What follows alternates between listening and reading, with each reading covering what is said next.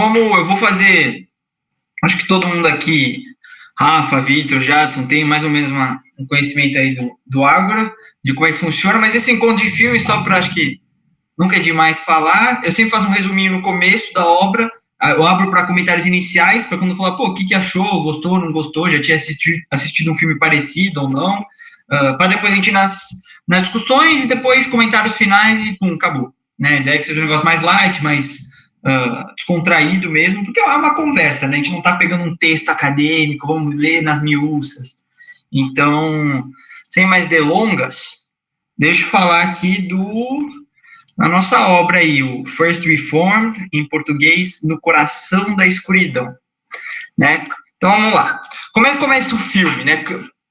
Primeiro que o filme começa já de cara com aquela primeira cena indo lentamente para a igreja onde fica o reverendo Toller, ele já estabelece o tom do filme, que é um filme mais pesado, um filme mais sério, é um filme, até mesmo pela temática e muito do que a gente vai discutir, eu gosto de chamar que ele é o pré-apocalíptico. Né? A gente está acostumado a ver filmes pós-apocalípticos ou apocalípticos, você está vendo um apocalipse zumbi, ou o mundo explodiu tudo e a humanidade vivendo nesse mundo pós um apocalipse, só que esse aqui parece que ele está mais para pré-apocalipse, você fica com o filme inteiro com essa sensação de que, o fim está chegando e ele é inevitável, né? E que não tem como escapar, pelo título do encontro, né? É difícil achar esperança no desespero.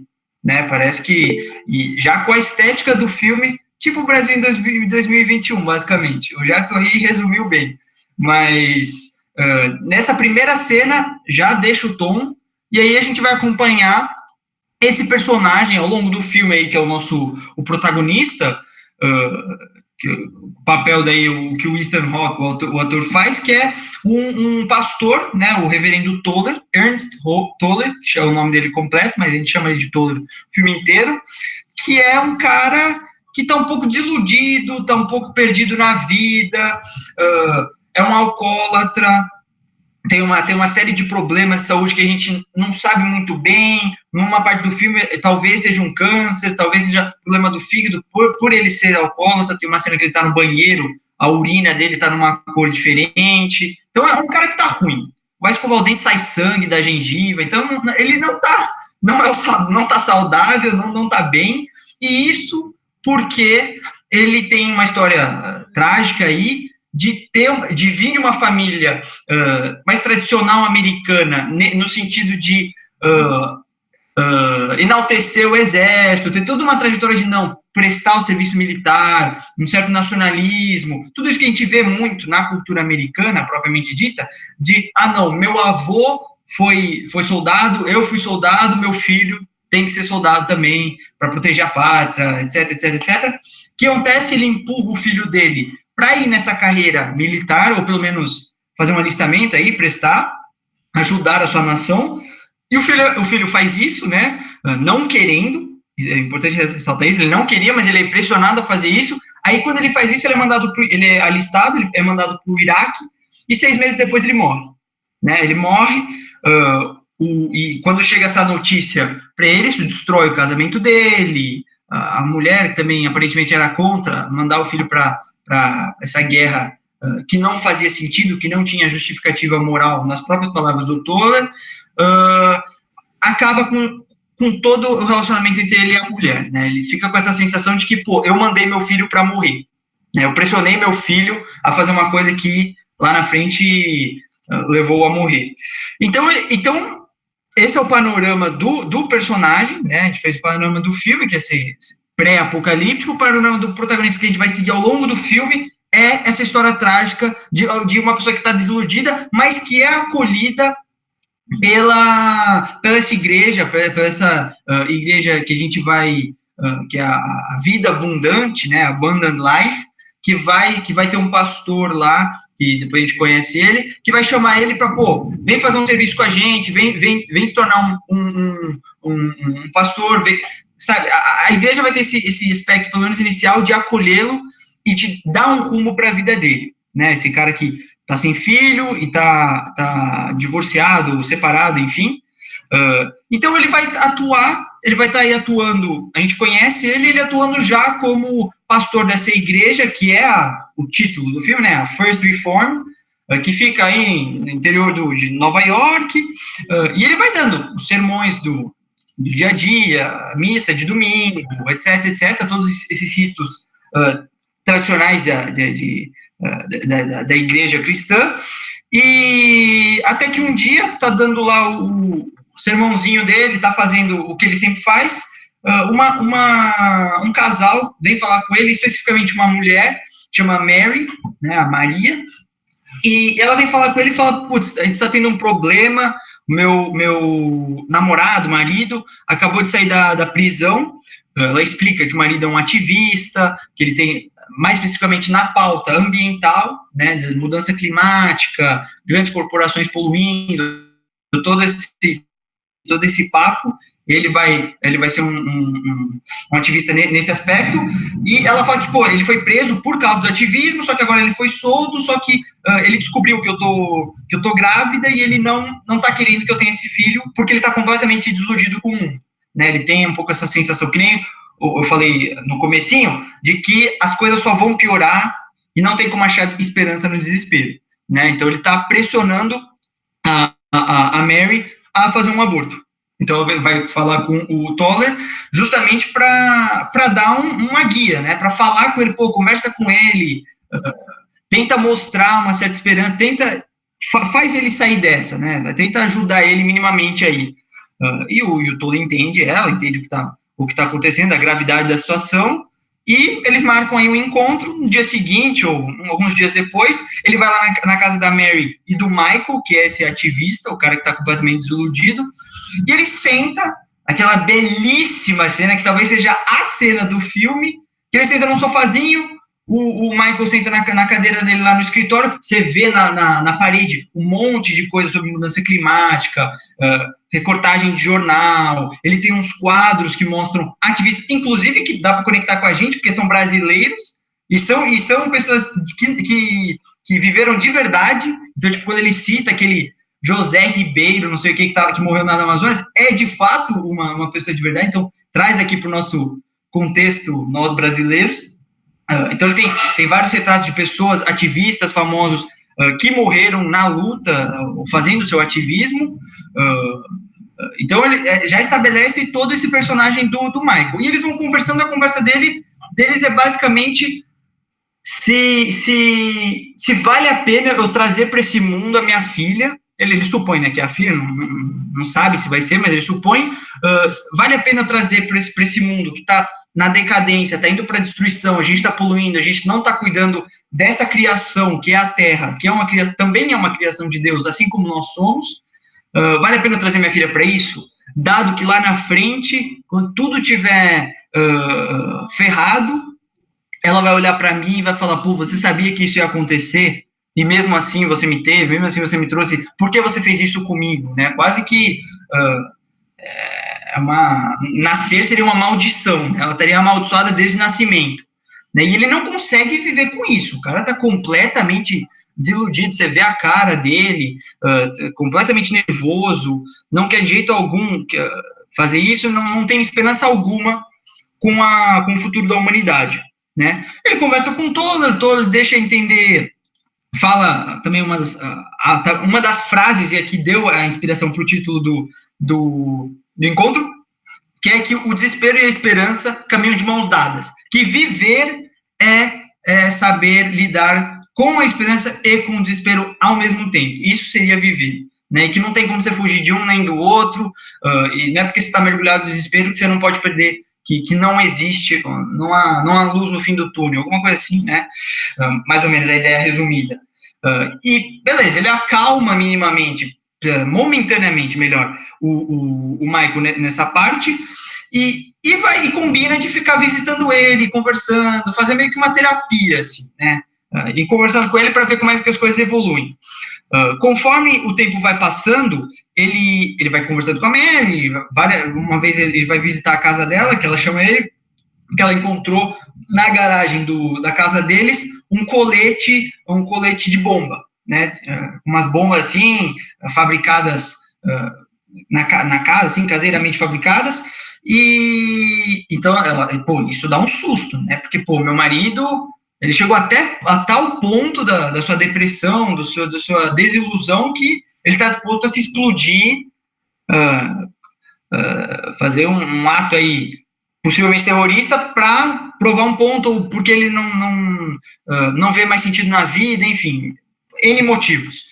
E fala, pô, o que a gente vai fazer com isso? Será que a gente chama a polícia? O pastor todo chega e fala, não vamos chamar a polícia, porque isso pode só piorar a situação do Michael. Ele pega o colete de bomba e fala, pô, tudo que você achar do Michael que for desse tipo, se desfaz disso, né? Esconde ou destrói, joga no lixo, qualquer coisa para tirar isso, distanciar ele desse tipo de coisa, né? E ele leva o colete. O filme vai progredindo, ainda vai progredindo nessa. Os dias vão passando, né? Melhor, até chegar uma hora que o Michael manda. Ele tinha um encontro com o Toller nessas sessões de terapia que eles estavam fazendo, e ele manda uma mensagem no celular falando: pô, mudei agora de local, me encontra numa florestinha lá, um negócio assim. Pô, então ele fica, pô, beleza, ok. Aí ele fala, tipo, agora, um negócio assim, uma certa emergência. Aí, pô, ele vai, só que quando ele chega lá, o Michael tá morto, né? O Michael tá no chão, com a cabeça explodida, porque ele se matou. E isso isso meio que quebra o personagem do Toller. Isso quebra o nosso protagonista, que já estava numa situação péssima, né? Todo o background dele trágico, só que esse é o estopim de ele ficar, mergulhar no desespero, vai. E aí, a partir dessa cena em diante do filme, é a gente descendo com a psicologia do Toller, né? Conforme ele vai ficando cada vez mais nihilista, perdendo um pouco da noção de ver significado na vida, de ver significado nas coisas, ele começa a questionar a sua própria fé. Desde o começo do filme, ele já estava com um problema de não conseguir rezar, e ele usa como uma maneira de se expressar mais livremente, que não pela reza ou um tipo de confissão, há umas anotações no diário dele, né, que ele planeja fazer esse projeto de ficar escrevendo todo dia os pensamentos que vêm na cabeça dele, por um ano, aí depois do final desse um ano, destruir esse diário para ter esse momento de catarse, assim, né? Eu não consigo rezar, não consigo falar com Deus, mas talvez eu consiga falar com ele se eu escrever, né? Tem um pouco isso que o filme deixa pra gente, a gente pode discutir também.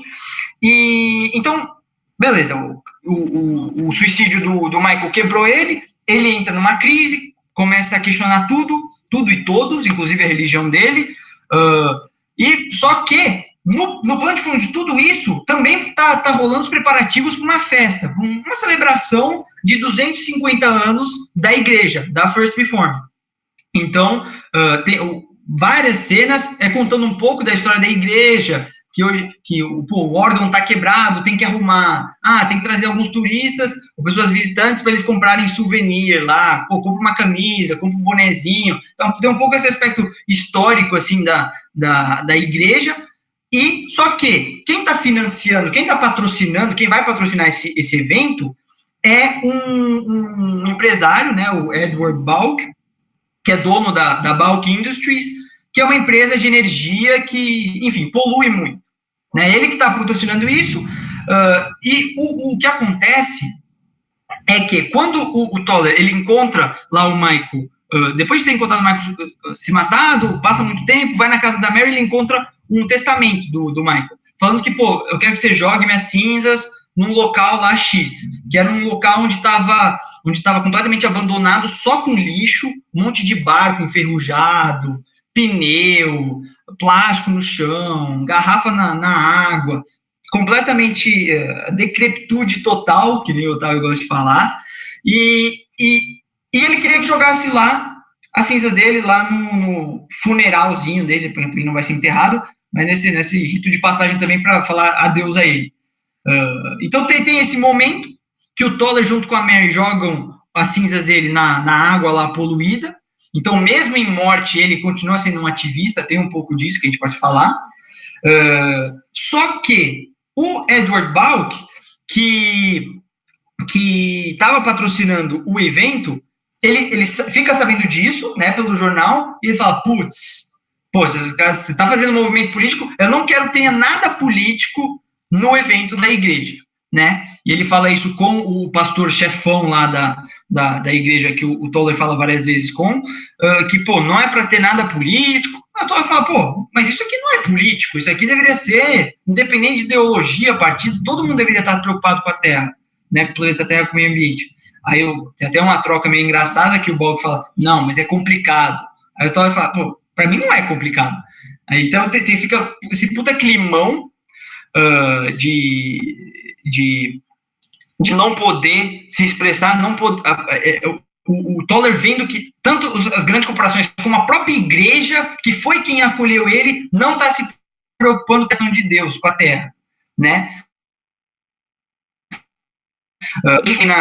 Nesse desmanto da psique do Toller, e até chegar um momento que o Toller, depois de ter pego o laptop lá do Michael na casa deles, pegou uma série de coisas também para esconder, para a polícia também não encher o saco da Mary, ele tá mexendo lá no laptop dele, tá chegando o dia do evento, do aniversário da igreja, e ele vai vendo várias empresas que vão, as top 100 poluidoras do mundo, negócio assim, né? Vê um vídeo também de atentado terrorista, do cara se explodindo em praça pública, ele coloca no seu estado mental no pior lugar possível, né? E ele descobre que uma das que mais polui é a Balk, né? Então ele vai, tanto é que ele visita, tem uma cena que ele visita a indústria, e a moça até tá falando, a gente faz aqui um lápis renovável, um produto renovável, aí ele vê escancarado a hipocrisia de tudo, aí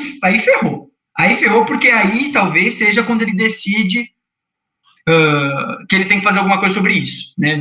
A vida não vê mais significado na vida, ele já tá todo ferrado, ele não quer saber da moça da igreja que se preocupa com ele não quer saber da saúde dele, não tem mais o filho, não tem mais ninguém, nada, amigos, ele fica muito isolado, tem até uma cena que o pastor reclama, pô, você fica toda hora sozinho, por que você não vem para a comunidade?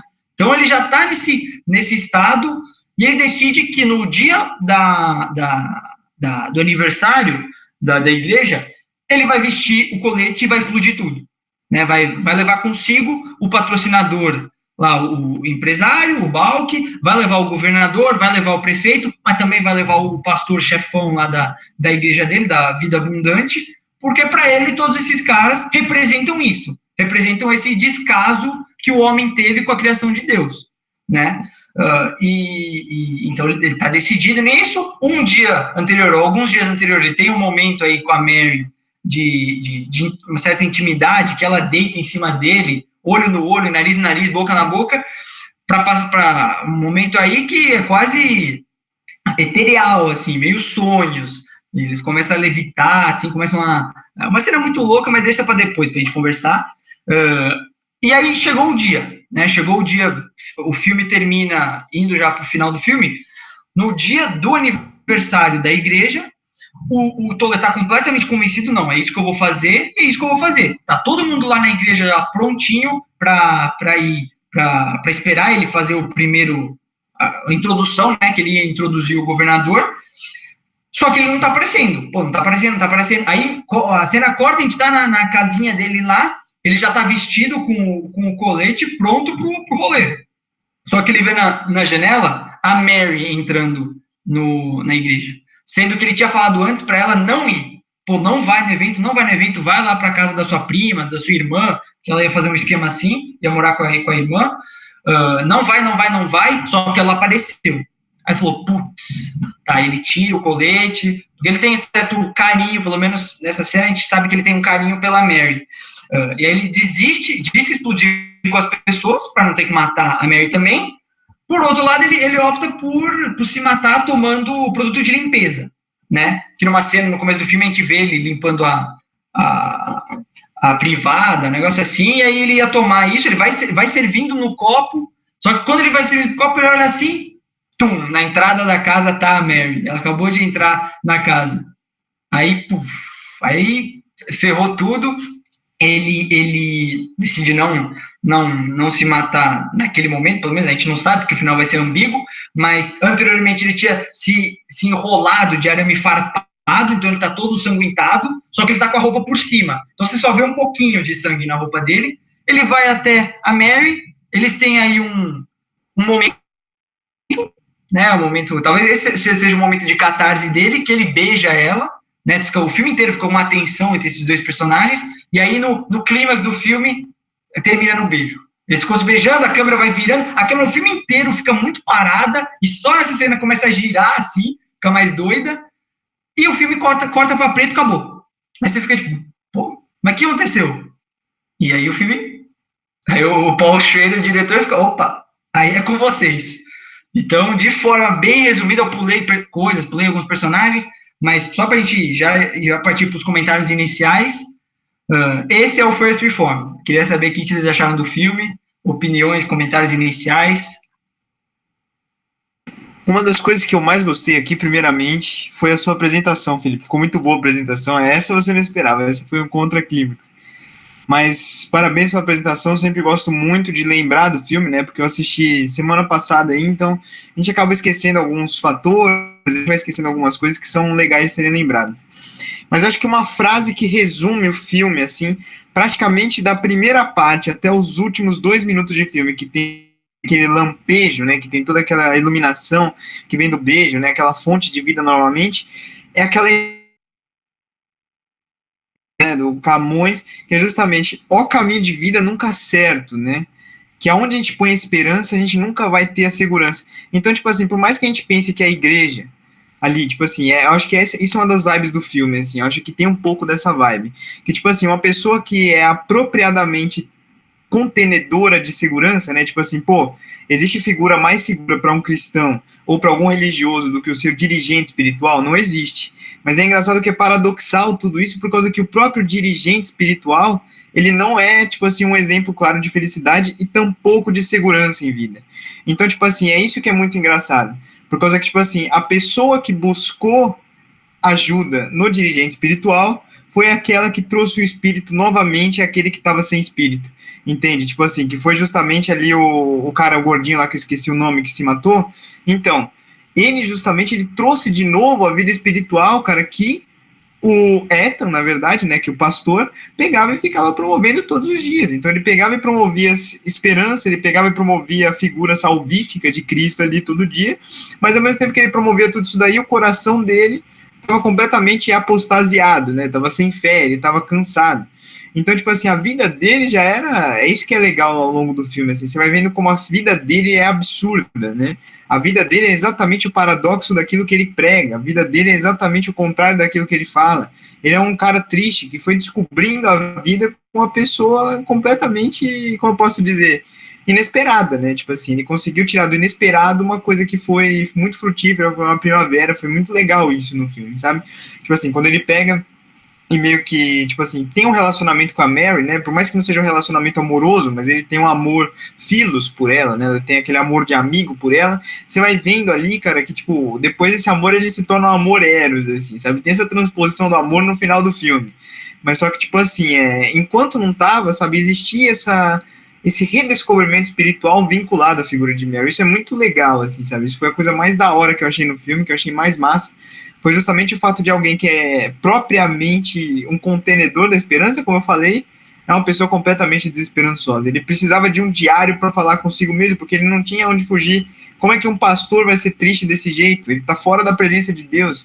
Como é que uma pessoa vai ser depressiva assim? Como é que ele não vai ter esse fio de vida? Mas ele é, antes de tudo, humano, né? Isso que é muito legal, assim, o filme deixa muito claro essa natureza humana e aquela dicotomia entre o outro pastor lá da vida abundante, o cara mais pentecostalzão, assim, que chegava e falava, pô, vão lá, rapaziada, porque também eu falei pentecostalzão aqui, não no sentido a ponto de dirimir os pentecostais em nenhum nem outro, mas é que uma é uma igreja histórica, outra é uma igreja reformada que tem perspectivas diferentes de ver o evangelho. Mas isso não é um debate, mas é justamente o fato de que, tipo assim, o dono ali, do cara que estava mantendo a igreja, tudo que estava ali acontecendo, a liturgia da igreja sendo mantida, tudo mais, era tudo, tipo assim, até mesmo pro pastor pentecostal lá, o cara, o da vida abundante, né, o pastorzão principal, você chegava e você observava o seguinte, ele chegava e falava o seguinte, pô, mano, entre aspas, assim, você tá longe, assim, das coisas da vida, assim, né? Tipo assim, você tá longe das coisas de Deus, você tá longe ali da criação. Mas é engraçado, cara, que quando o pastor falou isso, ele pegou e falou quando o Ethan ele já estava se descobrindo na verdadeira fonte da criação, que é a natureza, são as coisas, né? Então, tipo assim, o que o filme deixa muito claro é que, assim, a gente pode chegar e se observar nas vidas das pessoas, etc. e tal, a gente pode se servir como um farol a elas, mas quando a gente não pega e começa a observar faróis para nós mesmos, a gente se torna desesperançoso e tudo mais, muitas dessas coisas são um verdadeiro simulacro, né? A vida do pastor ali, eu não sei se estou falando muito já, porque eu quero não falar muito aqui, não quero escassear muitos temas, mas é que eu já estou indo para um outro ramo. Mas o que eu estou querendo dizer aqui é justamente isso, assim, né? Que a vida do pastor ali é uma vida angustiada, é uma vida paradoxal. É isso que é o que me deixa mais impressionante ao longo do filme. E é isso que eu acho que, tipo assim, foi a principal mensagem, assim, sabe? Como é que uma pessoa que prega o evangelho todos os dias não consegue mais orar com o evangelho, assim, sabe? Isso é uma coisa muito forte, na minha opinião, sabe? Porque, tipo assim, é quase que paradoxal. A gente vê ali aquelas relações, tipo assim, pô, eu acredito nessa coisa, eu acredito que essa coisa vai me salvar. Aí o cara vai lá e ele, tipo assim, a prisão dele é a salvação dele. E aí, tipo assim, ele consegue superar essa prisão dele no momento em que ele tem que conhecer uma situação absurda, uma situação nunca antes vista, em que ele conhece a magnitude de uma outra criação, que é a criação da natureza, tão grande, tão forte, tão ecumênica quanto a criação do homem. Isso é muito foda, assim, sabe? Tipo, o protagonista se coloca muito no lugar dele como homem, como criatura, junto com outras criaturas, assim. Ele aprende a viver em simbiose com as coisas da vida e com a própria expressão de Deus, assim. É muito massa, assim. Mas eu acho que essa parte desse final aqui no meu discurso, eu acho que a gente pode ir deixando para depois. E isso eu tenho bastante coisa para dizer aqui, aí eu não sei o que vocês acham, assim, mas no mais, é isso que o Camões falou, né? Ó vida insegura, né? Tipo assim, a gente vive procurando a segurança e onde a gente quer que vá andar, onde a gente quer que a gente vá se estabelecer, a gente vive dentro dessa vida da insegurança, entende? E é isso que a vida do Ethan existe. O meio ambientalista que queria salvar o meio ambiente não tinha segurança para colocar um filho no mundo, ele não queria multiplicar os rastros da sua miséria ali, que nem um Brás Cubas, sabe? Tipo assim, ele não queria pegar e dar a miséria dele pro mundo, então ele, sabe? Tipo assim, e é isso, cara, é muito da hora, assim, sabe? Tipo assim, é muito legal, assim, não sei se vocês concordam, discordam, assim, que no fim das contas o grande preceito do personagem é justamente ser esse cara absurdo, né? Que tá vivendo esse paradoxo da própria existência, que não consegue conceber a felicidade no ambiente que ele tá pregando a felicidade, sabe? É muito da hora, assim, sabe? É muito forte. Tudo isso aí que você falou me fez lembrar, e eu não tinha feito esse link antes, mas é um link muito forte do personagem, o quão absurdo é esse personagem do Toller. E as situações que ele vive é muito parecida com o personagem, que eu não me lembro o nome agora, do livro A Queda, do Albert Camus, que passa por uma situação exatamente igual. Ele presencia um suicídio e a partir disso e é um existencialismo absurdo que a gente está discutindo lá nos encontros fechados, mas ele presencia esse suicídio e a partir disso ele passa a questionar tudo da vida dele. Ele passa a não ver mais, a não ter mais certezas sobre o futuro ou sobre o sentido da vida. Ele começa a se questionar. Eu achei o livro chama ele de juiz penitente, né? Que é o cara que fica o tempo inteiro se julgando e para tentar, não para tentar se entender, porque ele não tenta se entender, mas para admitir que não tem o que entender, admitir que a vida é sem sentido mesmo. E eu lembrei desse personagem agora desse livro, pensando no Toller, que por causa disso que o Otávio falou, que o Toller também presencia um absurdo, presencia um suicídio, e a partir disso ele já tinha os gatilhos, né? A vida dele, como o Felipe lá mostrou, já não estava boa, mas já tinha os gatilhos para isso, mas presenciar esse suicídio, presenciar essa tragédia, esse absurdo, fez ele ter toda a derrocada, né? E decidir se matar também, no final. Mas eu acho muito interessante esse filme. Todo o ambiente que o filme cria de não te deixar confortável, assim. Ao mesmo tempo que o personagem tá nessa de de estar desconfortável, de não conseguir rezar, de se forçar a escrever aquele diário, que é um tormento, de ter dor física, de ter dor psicológica, de lidar com problemas tão sérios assim. O filme também te bota nisso, o filme te deixa desconfortável. O Felipe falou, as imagens são muito paradas, assim. O filme é quadrado, não é longo. Ele te deixa claustrofóbico até no formato de exibição dele. Ele é nesse formato quadrado, que não é comum nos filmes de hoje. Então, a fotografia é mais cinza, não tem muitas cores vivas, não tem uma cena com imagem viva, assim.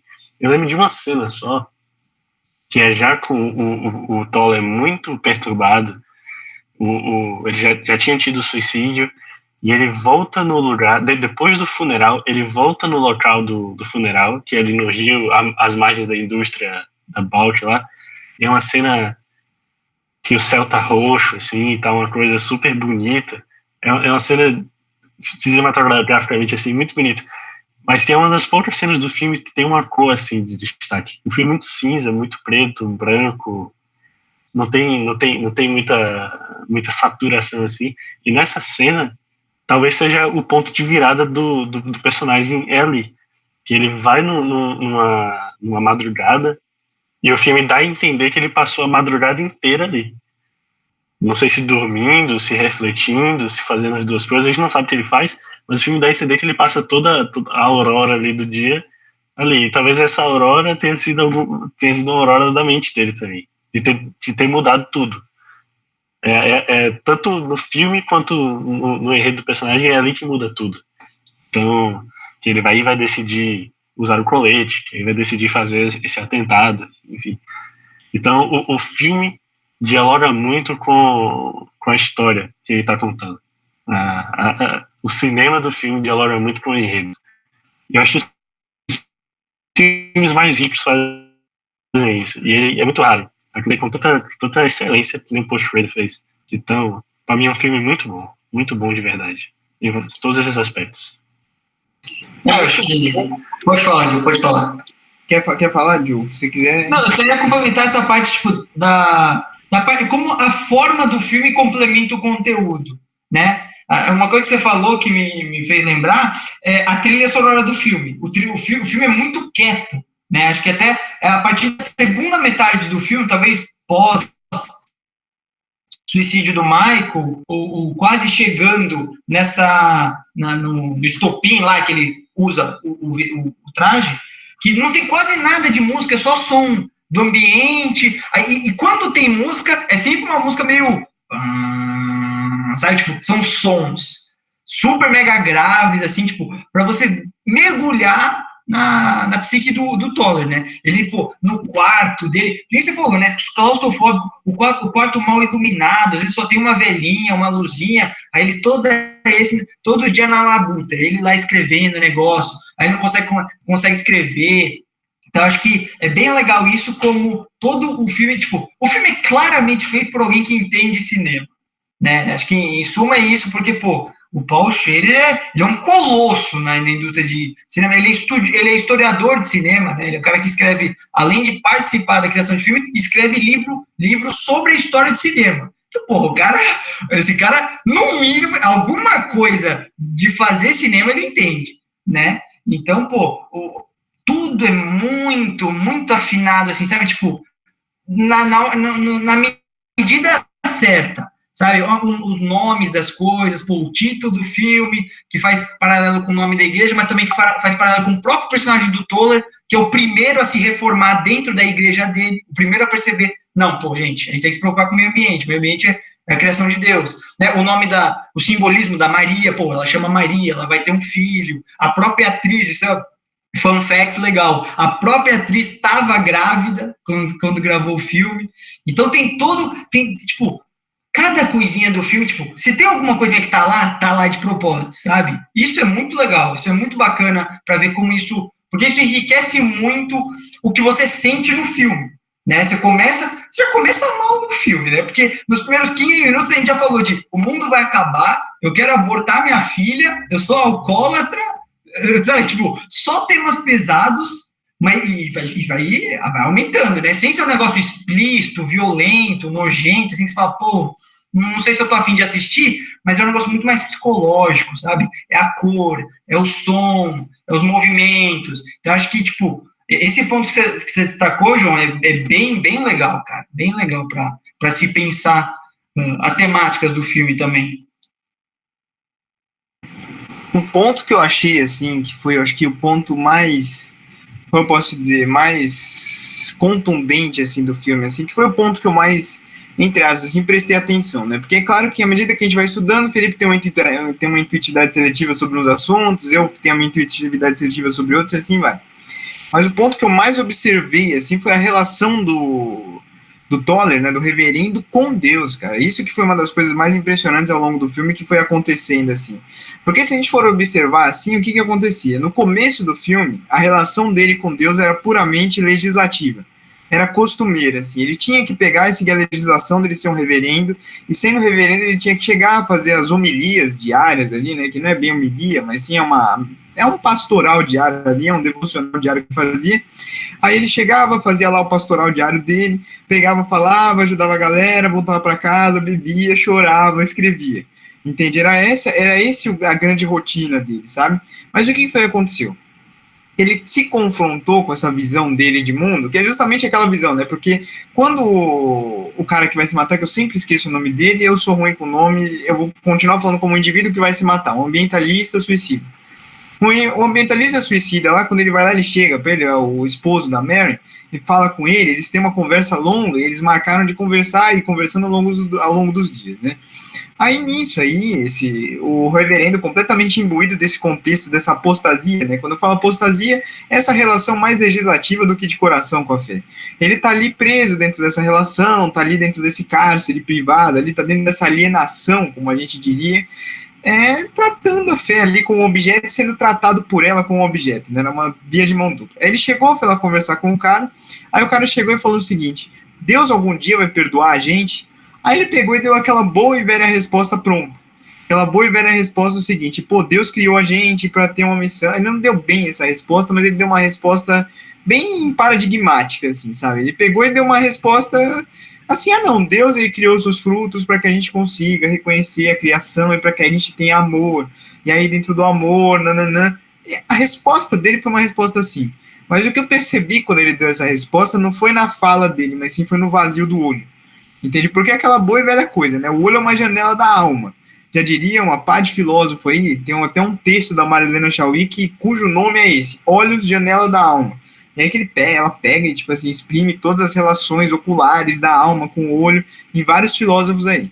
Aí que você vê, assim, quando ele tá falando, e o olho do personagem é bem assim ao longo de toda a coisa, assim, né? Ao longo de todo o filme. Que ele chega assim, ele é um olho morto. Entende? Ele é aquele olho, tipo assim, sem aquele brilho de esperança, assim, sabe? Sem expressão. E ele pegou e falou aquela frase confortante de fé pro suicídio ambientalista ali, sem expressão nenhuma, sem realmente conhecer aquilo, entende? E aí o que foi que eu percebi, cara, que o olhar do personagem foi mudando ao longo do tempo, por quê? Porque teve aquele ponto singular, que foi o suicídio dele, e aí quando ele joga as cinzas, ele pegou e pensou, eu acredito, né, agora são as minhas interpretações. Tu é pó e ao pó retornarás, tu é pó e ao pó retornarás. Ele percebe, cara, que justamente a natureza do ser humano, a natureza de tudo é uma natureza de pó, nós somos pó, entendeu? E aí chega o cara lá da Indústrias Balk e falou o seguinte: ei, que absurdo esse aqui, por que você participou desse funeral desse ambientalista aqui? Que porra é essa? Entende? Por que você está participando disso daqui? Você está fazendo política? Agora você está fazendo comício agora com a nossa fé? Nada de política no meu culto, não. Nada de política, tá ligado? Tipo assim, eu que angariei essa igreja, não vai ter política ambientalista a favor da minha igreja. Ele era quem fazia toda essa poluição, né? Essa que é a grande dramaturgia do filme. Mas assim, aí nisso, massa, beleza, ele tá lá nesse vazio existencial, e aí quando ele pega e observa isso, ele pensa o seguinte: eu acredito, né, agora são todas interpretações puramente otavianas aqui, essa é a minha interpretação do filme, é assim que eu observei, e é isso, sucesso. Muito provavelmente o diretor não pensou nada disso, mas assim, e aí, cara, quando ele pegou e mostrou isso, o olho dele, resignado, pegou e fez assim, sabe, tipo assim, pô, tu é pó e ao pó retornará. Ele se lembrou do cara sendo jogado, e aí um homem completamente soberbo, falando em nome de Deus, e falando o seguinte: cara, nada de fazer política, e fazer política é defender a criação de Deus. E foi aí que eu acho que ele teve o ponto turning point ali, né? O vértice ali da virada dele com relação à maneira dele observar a divina criação. Por causa que ele começou a perceber, cara, que foi justamente nessa aurora aí, que ele falou que ele descobriu uma nova forma de orar. Ele até falou assim, bem contundentemente, descobriu uma nova forma de oração. E qual era a forma de oração dele? Era justamente preservar aquilo que não estava no controle dele, mas sim tem uma dinâmica própria, tem uma dinâmica intrínseca, tem uma dinâmica de florescer, de cair na hora certa, de florescer, de não florescer na hora certa, de ter a primavera, de ter o outono, de ter o verão, de ter a chuva, de ter o sol, que é a natureza. Ele começou a preservar isso, sabe? Ele começou a perceber justamente que o homem, feito a imagem e a semelhança de Deus, não era nada mais do que pó. Então ele foi percebendo ali tudo mais, assim, que toda essa imagem, essa semelhança, não tinha um viés prático, no sentido de você pegar e ficar assim, pô, eu sou melhor do que essa natureza, pô, eu sou melhor do que isso, pô, eu sou melhor do que aquilo, pô, se eu defender a natureza, eu tô fazendo política, tá ligado? E é muito legal, assim, como ele vai mudando essa relação com Deus. A perspectiva dele era uma perspectiva completamente antropocêntrica com relação com Deus, né? Antropocêntrica, desculpa, eu tenho a língua presa. Então, ele chegava, ele pegava e colocava o homem, né? Essa é a perspectiva da maioria das igrejas, fazendo uma crítica agora, eu como católico aqui, olhando da perspectiva, se você vai ler os padres da igreja, você vai lá ler depois a própria trajetória da igreja e tudo mais, é uma perspectiva antropocêntrica da igreja, né? Não é uma perspectiva teocêntrica. É engraçado, por causa que isso é naturalmente meio paradoxal, tá ligado? Tipo assim, pô, o homem é o centro da igreja, então você precisa ir na igreja durante uma pandemia de coronavírus, agora fazendo uma, não uma alfinetada, mas fazendo ali uma associação, tá? Desculpa aqui, se alguém concordar, desculpa, não tô querendo ofender ninguém. Mas assim, por exemplo, você ir na igreja durante a pandemia de coronavírus, você ir ali e tudo mais, por causa que os homens vão ficar sem amparo espiritual, porque Deus vai ficar triste com os homens por causa disso, por causa daquilo. Isso é uma visão completamente contra a natureza, né? Porque o vírus ele é uma coisa natural e assim vai. E o Ethan, o reverendo Toller, percebeu justamente isso, cara. Que tipo assim, nós somos contra aquilo que é a própria criação. Essa perspectiva antropocêntrica de ver Deus é uma perspectiva contra a própria natureza da criação, que é fluida, é dinâmica, é livre. Ela é transitiva, como diria o Spinoza. Então, cara, pra gente não ficar muito preso em termos, é que eu tô fazendo as citações por dentro aqui, tá? Se alguém quiser saber mais depois, pode me perguntar e eu posso falar melhor, assim, de cada uma dessas teorias que eu tô falando. Mas, assim, essa perspectiva que Deus é transitivo, que ele tá em todas as coisas, é claro que a visão dele como reverendo vai ver Deus como criador de todas as coisas. Mas ele não vai ver Deus como, tipo assim, criador de coisas melhores ou coisas piores, mas ele vai ver Deus como criador de todas as coisas e respeitar as coisas, cuidar das coisas, agir conforme a natureza das coisas é uma forma de oração. E quando ele percebeu isso, eu acho que foi a coisa mais assim, o turning point do filme. Que foi aí que começou a acontecer tudo aquilo que aconteceu. Aí ele começou a meio que fazer um neocristo, assim, né? Isso que é a grande coisa. Ele meio que tentou ali pegar e fazer um sacrifício em prol da expiação da humanidade, né? Para chegar e para mostrar o seguinte, um reverendo no dia da consagração da sua igreja, de 250 anos, da igreja ali colocada, ele foi lá e se matou no dia da consagração, cara. Esse homem estava ungido pelo diabo ali? Não estava. Entende? Essa que é a grande coisa. É isso que ele queria mostrar, cara. Que, tipo assim, existem coisas que são muito maiores do que isso. Ele queria pegar e mostrar que o pecado que a gente faz não está necessariamente nos nossos atos com os homens, mas também tem os nossos atos com a própria natureza e a própria criação. Entende? E é isso, assim, né, tipo, eu acredito que seja isso, né, eu acho que o profundo conhecimento que o reverendo foi ganhando ao longo ali da trajetória dele, foi muito esclarecedor, assim, sabe, é muito bonito ver, assim, como, tipo assim, as coisas foram andando, né, tipo assim, e como ele foi cada vez mais convergindo, assim, para uma sistemática que não é mais aquela sistemática da religião, mas é a sistemática da introspecção da religião, né, da religiosidade interna, né, que é justamente o amor às coisas, o amor às criaturas, o amor aos espíritos, o amor a tal coisa, assim, quando eu falo espírito, não é um espírito necessariamente arquinatural que está aqui vivendo entre a gente, um espírito reencarnado, mas é o espírito que a natureza tem, entende? Por mais que não seja um espírito racional, por mais que não seja um espírito assim, essa da natureza tem a vida, e eu estou usando aqui espírito como consequência de vida. Eu acho que, tipo assim, ele coloca muito, muito forte isso, assim, né? Essa valorização à vida, esse amor a todas as coisas, assim, sabe? É muito bonito isso, sabe? Tipo, eu acho que ele realmente se converteu ali, na verdade, né? A verdadeira imagem cristã, a imagem de Cristo, a santidade e tudo mais, que é o sacrifício, quando ele foi se sacrificar e quando ele percebeu que a criação também era tão importante quanto as criaturas humanas, assim, né? Tipo assim, o resto da criação, o resto das criaturas, sabe?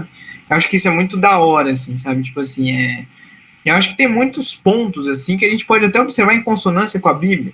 Eu não vou citar agora o que a gente fez aqui em Encontro de Bíblia já, a gente já teve toda a nossa coisa, não vou entrar nessa discussão, mas assim, eu acho que tem muito, assim, essa própria conversão dele, assim, tem muito a ver com aquela grandeza espiritual que a Bíblia promove, né? A Bíblia não promove controlar a sua fornicação, mas a Bíblia promove você se tornar uma pessoa que não seja pobre de espírito, né? Que seja rica em amor e pobre em ódio, sabe? Eu acho que essa que é a grande missão ali da coisa. E é isso que o Ethan, na verdade, o Toller se transformou ao longo de todo esse processo. Eu achei muito bonito. Essa foi a parte que eu mais fiquei assim, né? Essa é a aurora dele, assim, essa parte quando ele pegou e falou, pô, descobri another form of prayer, que descobriu uma nova forma de oração, sabe? Eu achei lindo, assim, sabe? Eu achei muito massa.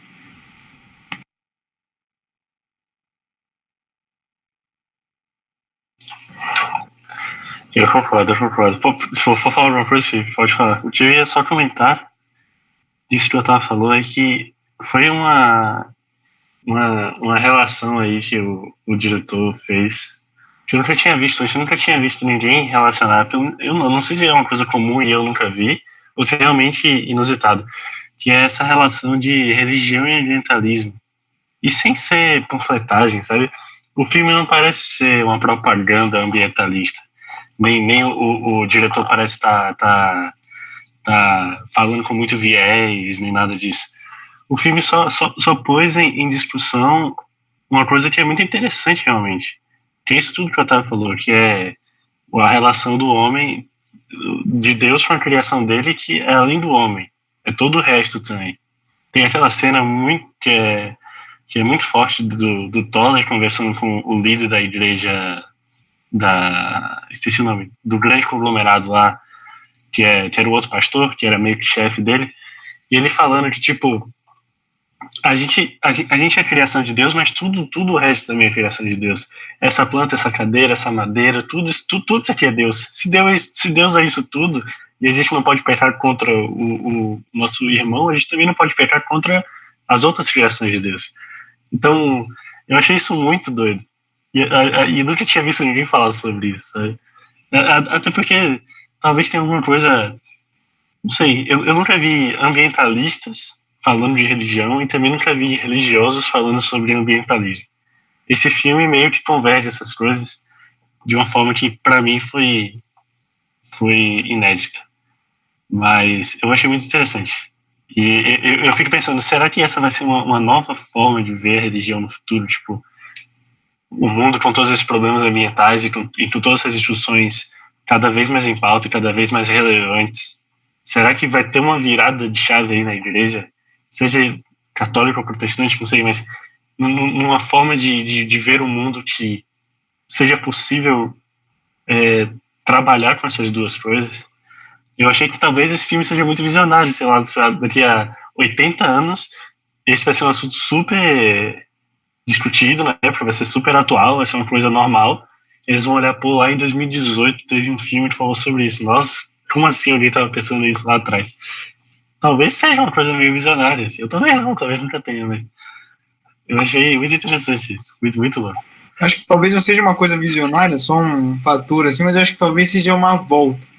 Entende? Porque é aquela coisa, né? Quer queira, quer não, ali com uma determinada trajetória ali, quando a gente meio que colocou a religião como um instituto social e não mais como uma relação, uma religação do homem com o metafísico, né? Então, assim, isso aconteceu bem antes do cristianismo, tá bom, cara? Isso aconteceu ali, os judeus primais ali, desde o começo do judaísmo já teve isso, desde antes do judaísmo já tinha isso, as relações babilônicas, o culto a vários deuses e tudo mais, e tal. A gente tem esse retrocesso da religião como em vez de ser uma religação, ou na verdade uma ligação com as coisas que são propriamente metafísicas, elas acabam se tornando ali muito mais um instituto social. Tipo assim, pô, um fato social, né, diria Durkheim. Tipo assim, ela se torna ali uma parte da sociedade, se torna uma instituição, se torna ali uma parte ativa, se torna ali uma parte que funciona, se torna tudo isso. E o que acontece, cara? Esse filme, ele pega e meio que volta aquilo que era a primitiva forma da religião. Tem um livro maravilhoso do Durkheim, cara, que é As Formas Primitivas da Vida Religiosa. E, tipo assim, ele pega e observa a religião nessa perspectiva de totem cultural, de totem social, assim, tipo, de representação das coisas, mas ele pega umas populações primitivas e observa justamente como a observância delas com relação à vida nas coisas molda a maneira como elas relacionam a relação dela com a sociedade, tá ligado? Tipo assim, a sociedade para elas vai além do corpo humano, né? Por causa que, tipo assim, a relação delas com as criações, como tudo é vivo, acaba formando ali um ecossistema social. Tipo assim, pô, se eu pegar e machucar uma planta, eu vou chegar e vou sofrer uma punição por causa disso. Por causa que a planta tem alma assim como eu, e como a planta tem alma assim como eu tô ferindo um ente meu. Então, tipo assim, a religião e as coisas vivas se tornam uma parte desse ente social. Mais que passiva, por mais que seja passivo, tipo assim, pô, a planta não vai estar machucando o ser humano, a planta não vai estar conversando com o ser humano. Mas se o ser humano estiver fazendo isso com a planta acaba sendo ali parte do tribunal, né? Tipo assim, acaba sendo a vítima do tribunal.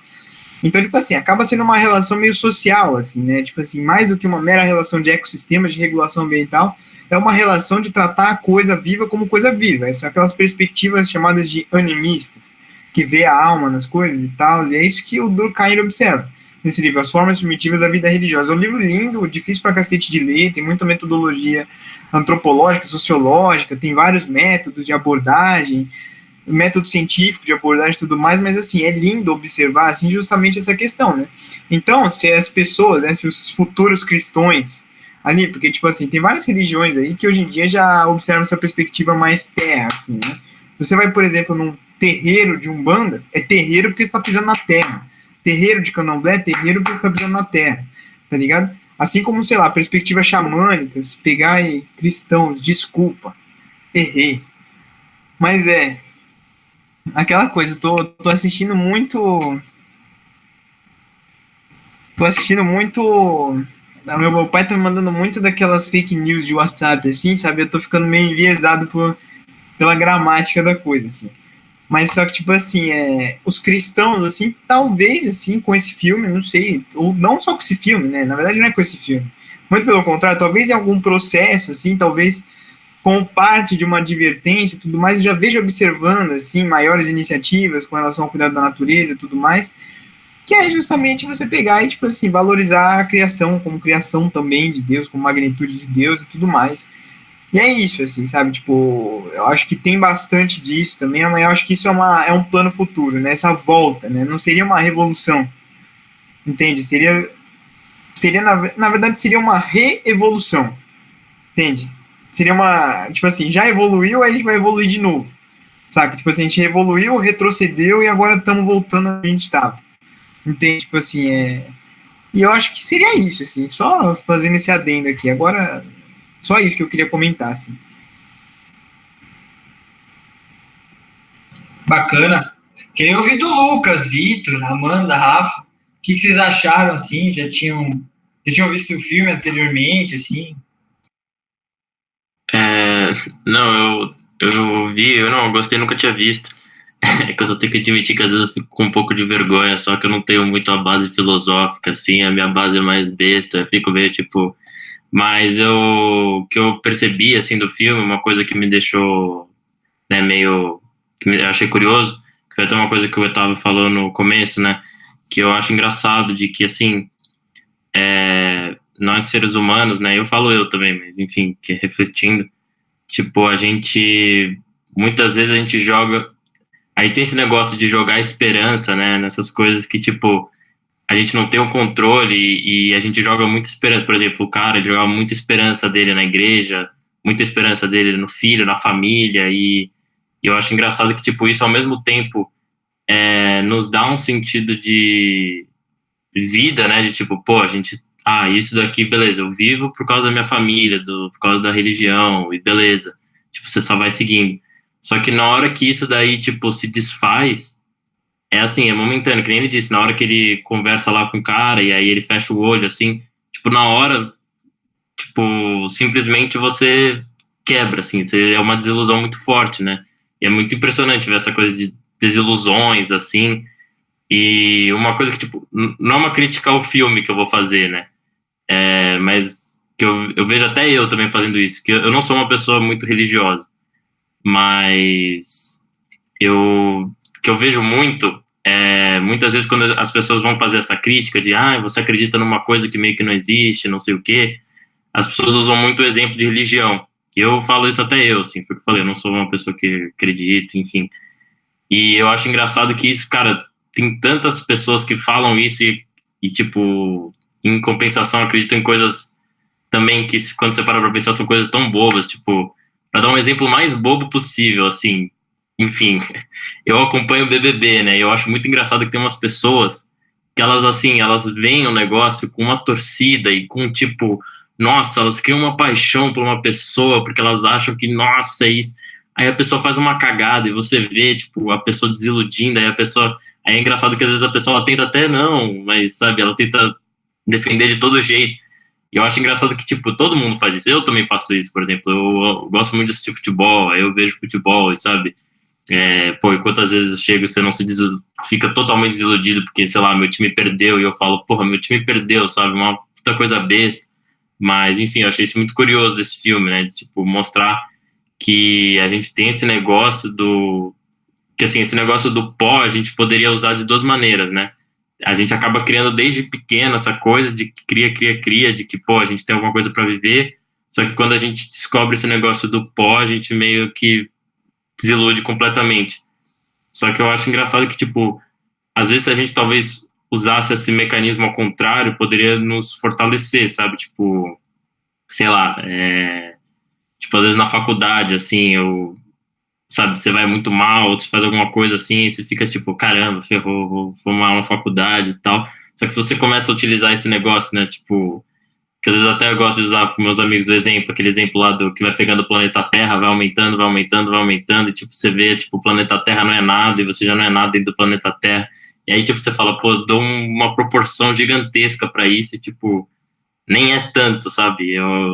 Enfim, eu acho engraçado que dá pra pegar desses dois jeitos, assim, a mesma ótica, sabe? A coisa que eu mais gosto, assim, tipo, com a perspectiva, assim, né? Tipo assim, uma coisa que eu fui perquirindo ao longo do tempo, né? Fui buscando aqui, porque eu faço faculdade de filosofia, né? E aí, tipo assim, você entra na faculdade de filosofia e você se depara com um monte de debates. Por exemplo, sei lá, qual é a natureza da crítica, não sei do que lá, não sei o que, da razão pura, que vai pegar um monte de argumentos e tal. Aí se você for pensando o que é a porra da crítica da razão pura, é o mesmo que nada. É uma teoria, tipo assim, é uma lógica, tipo assim, cara, é massa, tipo assim, pô, razão pura é isso, crítica, massa, tipo assim, a razão pura é isso, aí você pega e faz uma crítica a essa razão, não uma crítica da razão, mas uma crítica que favorece a razão, e aí você chega num compilado ali de que, tipo assim, pô, existem duas formas de ver o mundo, assim, né? O mundo transcendental, que é a dialética transcendental, que eu vou chegar e vou observar as coisas por trás de uma razão que impera sobre todos nós. Aí você fica pensando, pô, essa razão que impera sobre todos nós, mas o que isso significa? Praticamente, né? Tipo assim, nada, no fim das contas, né? Tipo assim, na minha opinião, tipo assim, quando eu fui lá, quando eu aprendi e tudo mais, eu sou apaixonado pelo assunto. Para mim, eu acho que tem influência, importância, etc. Mas se a gente for reduzindo as coisas a um ponto, aí a gente pega e observa que, tipo assim, não tem sentido nenhum. Mas voltando ao que eu tava falando, justamente, o que eu fui perquirindo, assim, é que apesar dessas observâncias, tipo assim, pô, dessas teorias, assim, teoria assada e tudo mais, é mais ou menos a missão que o filme vai colocando, é que, tipo assim, Deus ali, né, ele serve justamente, cara, se você ler a Bíblia te dá meio que tenta te levar para uma perspectiva de que, tipo assim, as coisas não são insignificantes. Essa que é a grande coisa, né? Porque, tipo assim, ela pega e fala, você é insignificante pra caramba. A Bíblia fala isso, tipo assim, no princípio Deus criou os céus e a terra, e aí no primeiro dia ele pegou e criou a abóbora, que separa, não a abóbora, mas sim a relação entre o mar de cima, o mar de baixo, ficava uma relação entre águas, que era justamente o céu, e aí que, tipo assim, a gente pegava e depois tinha ali os astros solares, aí pegava e assim foi a criação durou lá 7 dias, mas, Gênesis. Aí, cara, ele percebe o seguinte, que você tá no meio desse compilado de coisas criadas e que você foi criado assim, ó, criei Adão, tirei da costela do Adão a Eva, bumba, bumba, bumba, bumba, bumba. Toda essa coisa te mostra que você é um mero insignificante, né? Que você foi criado em segundos e que você vai sair ali também em segundos, tá ligado? Porque, tipo assim, aí lá no Apocalipse, que é o livro final, assim, da nossa história, vai ter uma coisa chamada Grande Tribulação, que vai voltar Jesus Cristo e vai pegar aqueles que são da igreja, né? Vai ter o segundo juízo. O Vitor pode me dizer melhor sobre isso, porque agora, assim, se eu estiver falando uma besteira, você pode me corrigir. Aí vai ter a segunda volta ali, Jesus vai voltar e vai levar todo mundo. O que eu quero chegar com isso? É que a Bíblia deixa bem claro, assim, como do mesmo jeito que a gente vai, a gente vaza, tá ligado? E, tipo assim, tudo tá no controle dessa substância ali, né? Que é essa substância divina e tudo mais. Eu acho muito massa, assim, sabe? Tipo assim, você pegar e ter esse amparo. Se você for observar, cara, o reverendo Toller ali, ele foi estupidamente bíblico ao perceber, ao voltar o seu crivo à natureza, assim. Eu tava até vendo aqui, eu pesquisei, tem até um versículo bíblico que fala, que é o versículo bíblico, né? Que, tipo assim, que você vê, assim, ele pega e defende essa exultação da natureza e tudo mais. Regozijem-se os céus e exulte a terra, ressoe o mar e tudo que nele exige. E tudo que nele existe. Regozijem-se os campos e tudo que neles há. Cante de alegria todas as árvores da floresta. Ou seja, as árvores são felizes, tudo é mais feliz, a gente tem que exultar as árvores, a gente tem que exultar a criação, a gente tem que exultar tudo isso. Então, tipo assim, até mesmo a problemática ambiental, cara, acaba entrando na solução da Bíblia. Então, tipo assim, eu acho que a Bíblia, assim, diferentemente do que muitas pessoas falam, que justamente ela fornece soluções fáceis para problemas difíceis, para problemas complexos, ela não tenta fornecer a solução fácil para problemas complexos. Ela apenas tenta fornecer uma forma de abordar os problemas complexos de uma forma que você não se acabe nesse vazio existencial que eu falei. Entende? Porque quando a gente pega e reconhece, vou dar um exemplo aqui, que nós somos um pálido ponto azul no meio do universo, cara, a gente entra numa depressão, tá ligado? A gente entra numa melancolia, porque é o peso do objeto caindo sobre a gente. Tipo assim, nossa, o que eu sou? Nada, meu. Cacete, não sou nada e fudeu. Entende? Aí é massa que o filme deixa isso claro, a Bíblia deixa isso claro também, que é justamente isso, a gente não é nada, tu é pó e ao pó retornarás, entende? A Bíblia deixa isso bem claro, que é a lei lá do Levíticos, que a galera fala que, tipo assim, nossa, Deus é mau, é uma lei só para mostrar que, tipo assim, o que a gente precisa ter aqui é amor, entende? Tipo assim, toda aquela coisa, tipo assim, se você fizer isso, Deus vai te ferrar, se você fizer aquilo, Deus vai te ferrar, que é o que a galera fala, né? Tipo assim, pô, você vai acreditar que Deus vai te ferrar desse jeito? Mas o que ninguém entende é que quando Deus está te ferrando, é quando você fica chateado ali, né, com a tua atitude. Entende? Não necessariamente é um Deus, tipo assim, Deus chega lá que Deus ele é. Então, como Deus ele é tudo isso, é isso que a Bíblia deixa, você não é nada. Então, tipo assim, ela pega e fala, pô, ama o próximo, não tem inveja do seu amigo, porque se você tiver inveja do seu amigo, o que vai acontecer? Ele vai brigar com você, você vai ficar sozinho. Entende? Não comete adultério, porque sua esposa vai descobrir. E além da sua esposa descobrir, você vai viver com culpa, tá ligado? Então, tipo assim, os prognósticos bíblicos, esses castigos divinos, ou sei lá, aquilo que tava lá no filme, tipo assim, pô, você não conhece Deus porque você não tá ali falando com as pessoas. Cara, é tudo o mesmo fundamento, cara. Tudo serve para mostrar que você não é nada, que você não é porra nenhuma. E aí, como você não é nada, você não é porra nenhuma, você precisa viver essa sua vida que não é porra nenhuma de uma forma que você não fique pensando toda hora, eu não sou porra nenhuma. E aí como é que você pensa toda hora que você não é porra nenhuma? Pô, eu sou uma criatura, entende? Eu não sou só um pálido ponto azul, mas eu sou uma criatura que tem uma coisa me vendo. E essa coisa novamente é Deus, assim. É muito bonito isso, sabe? Tipo, porque eu acho que as críticas normalmente, tudo mais, que a gente fica horas ali tentando furar uma lógica, por exemplo, sei lá, a gente pega um texto de Clemente, só dando um exemplo aqui, só um exemplo, não precisa decorar, não precisa fazer nada, em que ele chega e ele faz uma carta aos coríntios, criticando a perversão da igreja de Coríntios, aí você fica lá observando, pô, o Clemente é um cara que tem essa falha lógica, que não faz sentido o argumento dele, isso aqui, cara, tudo isso e nada, na perspectiva de que não somos nada, de que o tempo pra gente é completamente pequeno, perto ao infinito, que de fato é o tempo, não é nada, entende? E a Bíblia, ela chega e, tipo assim, joga isso na sua cara. Tipo assim, você não é nada, então não fica se preocupando com isso, entende? Então tem muito disso, assim, sabe? É muito bonito e o filme deixa isso muito claro também. Tipo assim, quando os dois começaram a se preocupar muito e perceberam que não eram nada, tanto o cara que se suicidou quanto o padre, o reverendo, desculpa, que quis se suicidar, velho, os dois perceberam que não era nada e por isso eles quiseram se suicidar. Tipo assim, pô, já que eu não sou nada, então nada.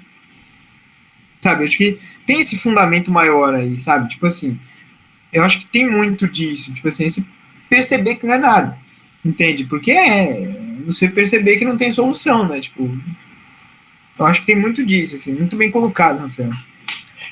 Mas justamente, só um comentário rápido, justamente nisso aí, que eu acho que o filme, pelo menos eu ainda não consegui me decidir qual dos dois lados do filme quis pender mais, ou se ele quis realmente ficar pongando aí entre os dois lados, que é o Toller. Ele se depara com todas as situações, ele tem todos esses traumas vivos aí, e ele vira um absurdista no sentido de que ele vai ter agora a própria moral de vida dele, ele vai seguir o que ele bem entender, porque sim, porque a vida é absurda e ele percebeu isso na prática, ou ele, na verdade, ele vira esse homem revoltado aí de Camus, ou ele vira um homem religioso que ele percebe os absurdos da vida, mas ele vai se apoiar muito fortemente na religião para tomar essa decisão drástica dele. Porque era o que o Felipe estava falando, acho que o Felipe, quando ele falou aquilo, tipo, lá no início, que quando ele toma a decisão de ir lá no meio da igreja, da celebração, e se explodir ali dentro, ele tá fazendo com o intuito de mostrar que, pô, o reverendo, no dia mais importante da igreja que ele comanda, ele se explode. Que mensagem que ele tá passando? Tipo, ele tá fazendo com a intenção. Ele não tá se matando sozinho em casa. Ele tá se explodindo para a igreja. A intenção dele é se explodir para a igreja. Essa decisão, esse que eu não me decidi ainda. Ele tá fazendo isso, tentando passar essa mensagem religiosa, tentando transmitir isso com todo o apoio e uma sustentação dele como cristão, e ele achou que essa era a melhor forma de transmitir sua mensagem, ou ele está fazendo isso tudo, na verdade, não como um cristão convicto, mas como um cara que abraçou o absurdo, que não nada mais faz sentido e que, beleza, já que o absurdo é absurdo, já que nada é nada, eu vou me matar. Eu não sei qual dos dois o diretor quis retratar, mas eu tô tentando entender esses dois lados. Eu acho que quando ele abraça o absurdo, ele perde a raiz, né? Acho que essa que é a grande... Desculpa, se alguém quiser falar, pode me interromper. Só para não perder o fio da ideia aqui. Vou falar um pouquinho para dar espaço para todo mundo falar. Mas eu acho que quando o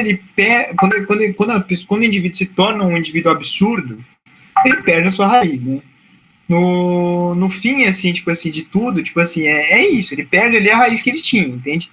Mas talvez voltar a uma raiz, achar a árvore, assim, tipo, eles são...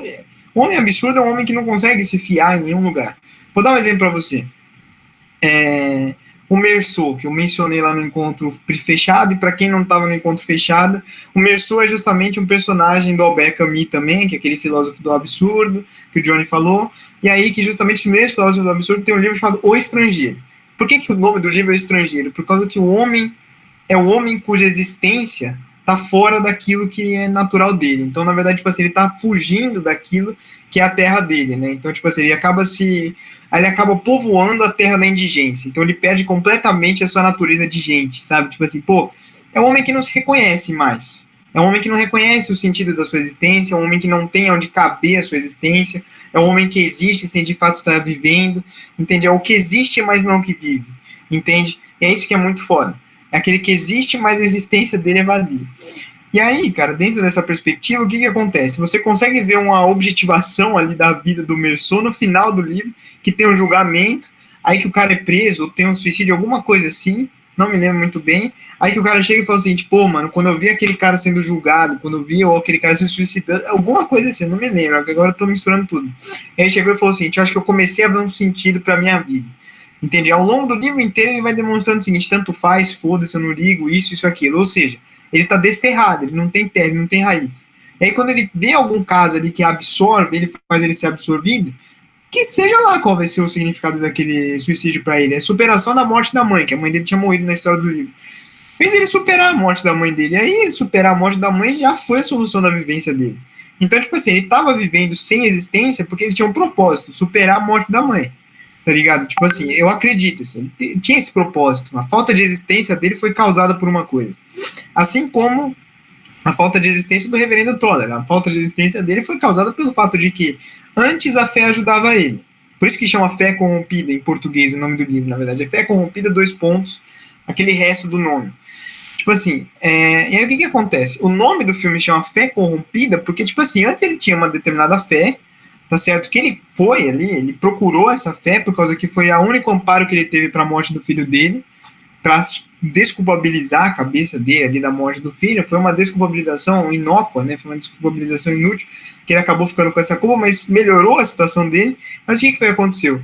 Esse resultado já não fazia mais sentido para ele, entende? Porque ele começou a voltar a viver, né? Então ele teve uma raiz momentânea, que nós somos seres mutáveis, a gente está sempre tendo raízes diferentes ali, né? Tipo assim, uma coisa me faz bem, uma hora uma coisa me faz bem, outra hora uma outra coisa me faz bem, e assim vai. A mesma coisa acontecia lá com o reverendo Toller. Pô, ele virou reverendo, então, tipo assim, fez bem pra ele. Aí o que aconteceu? Aí ele ficou sem raiz, entende? Aí ele conseguiu arranjar de novo a raiz dele, cara, primeiramente, na percepção de que Deus estava ali, não mais na natureza do homem falando dele, mas sim na natureza da natureza. Olha só que massa. Na natureza da natureza que é viva. Não só a natureza dos homens, mas sim a natureza da natureza que é viva. Segundo, talvez, assim, né, um dos finais possíveis é justamente na percepção, cara, de que, tipo assim, o solipsismo existencial, a solidão dele ali, poderia estar sendo sanada com uma outra pessoa sozinha. Então ele voltou à raiz dele quando ele pegou e se reencontrou com a Mary, entende? E, tipo assim, dentro de toda a metafórica do filme, né, tipo assim, dentro de todo o simbolismo que pode estar representando justamente a morte ali, tipo assim, como uma morte de Cristo, como um sacrifício cristão, que é representado pelo sangue, pela branquitude ali, né, tipo assim, pô, o branco representa o espiritual, né, representa o espírito, a iluminação. E aí o que acontece? Ele vai lá, ele coloca uma veste branca ali, ele coloca ali os grilhões, as amarras, eu esqueci o nome, a coroa de espinhos ali, e aí ele sangra, do mesmo modo que o salvífico filho sangrou pela gente, assim, tem essa interpretação, mas tem outra interpretação que, tipo assim, quando ele pega, ele observa que o espiritual é vinculado à natureza, e aí a partir disso, ele vai lá e faz um sacrifício pela natureza, e aí que, tipo assim, ele observa que, tipo assim, ele pode amar novamente, por causa que essa natureza pode ser um mecanismo de amor, ame ao próximo como ama a si mesmo. Então, tipo assim, ele começa amando ao próximo, e depois ele começa a amar a si mesmo, talvez. Entende? Porque, tipo assim, não tem muito essa relação, né? Não tem uma necessidade. Tipo assim, pô, vou primeiro amar a mim mesmo para depois amar o próximo. Você pode começar amando ao próximo e depois amar a si mesmo. Então é Levítico 18, 19. Não essa parte de começar amando a ordem, mas ama o próximo como amar a si mesmo. Mas, tipo assim, o que acontece? Aí, cara, que massa. Beleza. Aí ele começa, por causa dessas coisas, a amar a si mesmo de novo. Ele volta a ter raiz. Então, tipo assim, todo esse absurdismo, assim como o próprio absurdismo do Albert Camus, que o Albert Camus ele vivia nessa crise existencial fodida e tudo mais, mas ele buscou a solução da crise existencial se tornando uma pessoa que critica a crise existencial. Então, tipo assim, cara, então ele conseguiu arrumar uma raiz ali, né? Então, tipo assim, todo esse vazio da existência serviu para ele falar sobre o vazio da existência, entende? Então, tipo assim, porque se ele fosse de fato completamente vazio de existência, ele não chegaria e falaria sobre o vazio da existência, ele ficaria tipo assim, quando é que eu vou morrer? Ou ele se mataria, tipo assim, pô, já que minha existência não é nada, eu vou me matar. Mas ele não se matou, ele criou livros, chorou, inventou, fumou e morreu num acidente de carro. Mas só que, tipo assim, mesmo assim, só fugindo aqui da trajetória trágica da vida do Camus, é isso, mano. Tipo assim, então ele acaba voltando ali pras raízes o tempo todo, ele acaba se agrilhoando toda hora. Eu acho que o fim do filme representa exatamente isso, talvez. Pode representar, assim como pode representar outras milhares de coisas, como a morte ali do filho pródigo, tudo mais, assim vai, cara. Tem várias interpretações possíveis. Mas é isso, cara. Acho que já ouvi essa música. É do Bob Dylan, né? Alguma coisa assim. Não, de uma banda chamada Kansas. É boa, é boa. Se você não, provavelmente, se não conhecerem de nome, acho que talvez conheçam de ouvido, assim, que ela é bem famosa. É boa. Eu já ouvi falar nessa banda. Acho que eu nunca ouvi essa música. Essa banda, ela toca a música de abertura do Supernatural. Aí tem muita gente que conhece essa música do Supernatural. Massa. Depois eu vou ouvir a música. Eu tô tentando ouvir. Mas e aí, Lucas Machado, Vitor, Amanda, vocês têm alguma coisa a dizer aqui sobre tudo isso? Eu posso falar. Manda aí. Foi mal, gente, eu atrasei que eu tava fazendo trabalho. Mas eu não tinha assistido o filme, né? Assisti essa semana pela primeira vez.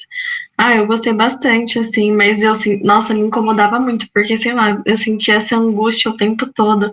igual o João tava falando, a iluminação, o cenário, o tempo todo aquele escuro, assim, sabe? Dava pra sentir a angústia dele só de assistir. E aí, essa coisa que eu tava falando do estrangeiro, quando eu li Estrangeiro, sei lá, eu acho que eu senti meio que a mesma coisa, assim. Um protagonista, assim, que sempre sentindo, assim, diferença. Não sei explicar, mas é isso. Acho que é interessante isso. Tem vários filmes assim, né? Que você só segue. É o estudo de personagem, né? Você só segue um protagonista, que é aquele cara meio lobo solitário, pô, nada faz sentido, o cara tem uma história trágica. O próprio outro filme que o Paulo Schur escreveu, o Taxi Driver, também tem muito parecido com esse filme, né? Essa ideia de esse niilismo que vai chegando, vai penetrando a pele do personagem, também vai penetrando a nossa pele ao longo do filme. Acho que você falou muito bem, Amanda, que de fato você fica. Ai, sabe, o filme inteiro, conforme vai passando, você tem essa sensação. Por isso eu gosto de chamar o filme de pré-apocalíptico, porque você fica nessa cabeça de, putz, alguma coisa vai dar errado, cara. Alguma coisa vai dar errado em algum momento. Aí, tipo, lá no começo do filme, o cara pega o colete, só que, tipo, o filme nunca mostra ele se desfazendo do colete. Aí você fica, isso aí não vai dar certo, né? Então, eu acho que até mesmo na própria estética do filme, mas também conforme o filme vai progredindo, que as coisas vão piorando, né? Parece que quando ele finalmente vai no médico, que a moça lá, a amiga dele lá, que talvez ele tenha tido um caso com ela da igreja, fala, pô, não, você tem que ir para o hospital, você tem que ir para o hospital. Quando ele vai para o hospital, o cara fala que talvez ele tenha câncer, alguma coisa assim, sabe? Tipo, então, só se ferra, né? E acho que livros, coisas assim, que são sempre um personagem lidando com uma crise existencial, são muito fortes, né? Porque acho que todos nós, para mais ou para menos, se identifica com algum traço desse personagem, né? Quem nunca, que nem o Rafa e o Otávio estavam discutindo, né? E quem nunca se questionou, putz, cara, por que eu tô aqui no INSPE? Por que eu tô no online aqui, modelo EAD? Porque, pô, eu quero dormir, minha cama tá aqui atrás, eu não quero fazer isso, sabe? Por que isso serve? Pô? Por que eu quero ser economista? Por que eu quero trabalhar no mercado financeiro? Isso vai dar no quê? Né? A gente só é um grão de areia no deserto, que nem o Rafa estava falando lá do vídeo que vai dando zoom out e a gente vai vendo como o planeta Terra é insignificante no universo. Mas acho que ao mesmo tempo que a gente sofre muito isso,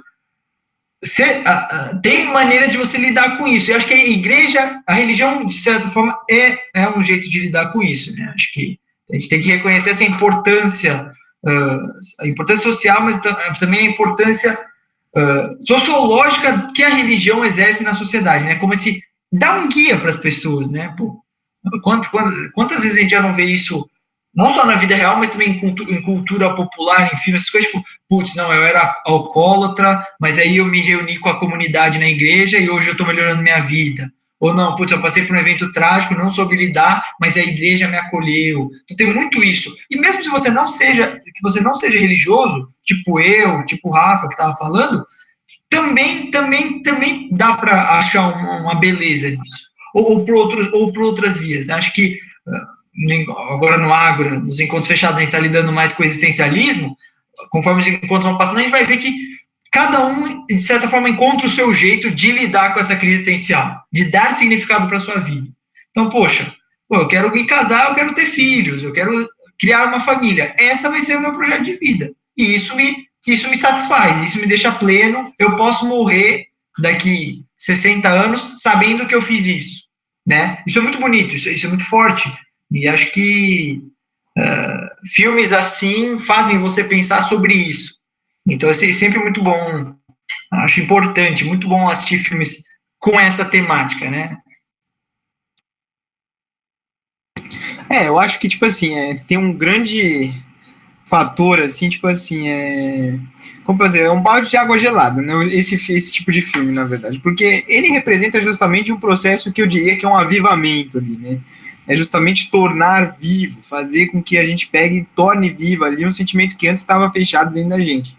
Que nem no caso que estava vivendo ali o reverendo Toller, como eu já falei, e como vivem muitas pessoas de diferentes modos, de diferentes maneiras, elas conseguem ser avivadas. Algumas pessoas vão buscar na religião, em qualquer uma das religiões, porque todas as religiões promovem ali, tipo assim, sem bullshitagem, assim, todas as religiões promovem algum tipo de avivamento para aquele que é crente nela.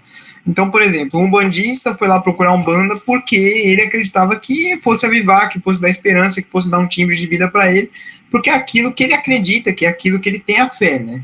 Que ter fé, justamente, vem do verbo fides ali, em latim, cara. Ter fé é justamente você dar sentimento a uma coisa, confiando que a coisa vai acontecer sem que ela necessariamente tenha acontecido.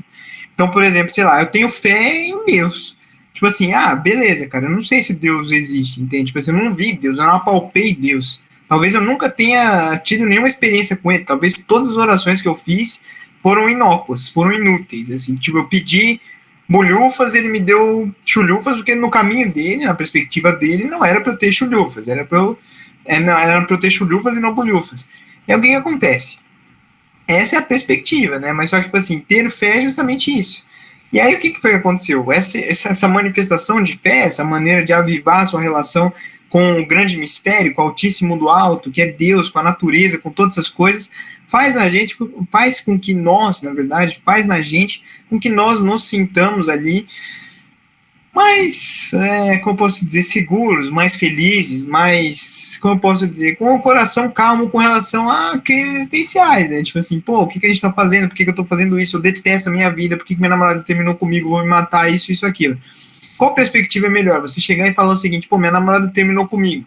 Aí você fala o seguinte, não, porque Deus não falou que ela era a pessoa ideal para mim, assim, vai vir uma pessoa nova, vai vir a pessoa certa, vai estar na hora certa, vai estar tudo bem. Ou você chega e você começa a pensar, tipo assim, pô, minha namorada terminou comigo porque eu sou um bosta. Qual perspectiva é melhor? Qual perspectiva dá mais solução? Qual perspectiva dá mais sopro de vida para você? Entende? Eu acho que é isso, eu acho que é mais isso que é o grande preceito da religião, do que qualquer tipo de outra coisa, do que qualquer tipo de institucionalidade, etc. Esse acalanto espiritual, assim, né? Então, tipo assim, é aquela coisa. O apóstolo Paulo, São Paulo já falava, a letra mata e o espírito vivifica. Mesma coisa, cara. Aquilo que torna vivo é o espírito. A religião não é nada mais do que pura letra. Cara. A igreja católica, apostólica, romana. Um compilado de letras que representa ali uma galera que acredita numa coisa. Mas o que adianta eu ser apostólico, católico e romano, em termos, assim, não romano de fato, e não apostólico de fato, mas católico. O que adianta eu ser católico e tudo mais, e aí, sei lá, mano. Aí você pega assim, você fala, putz, eu tô fazendo sinal da cruz aqui por qualquer coisa, sei lá, pô, ai, vai Deus, me ajuda, tá na turbulência aqui, ou sei lá, vai Deus, me ajuda, vou fazer uma prova importante. Eu lembro que eu levava um tercinho, assim, tipo, nunca fui um católico fervoroso, assim, mas lembro que eu sempre levei um tercinho nas provas, e as provas que eu levava um tercinho, eu ia bem, porque eu chegava na prova confiante, tá ligado? E é isso.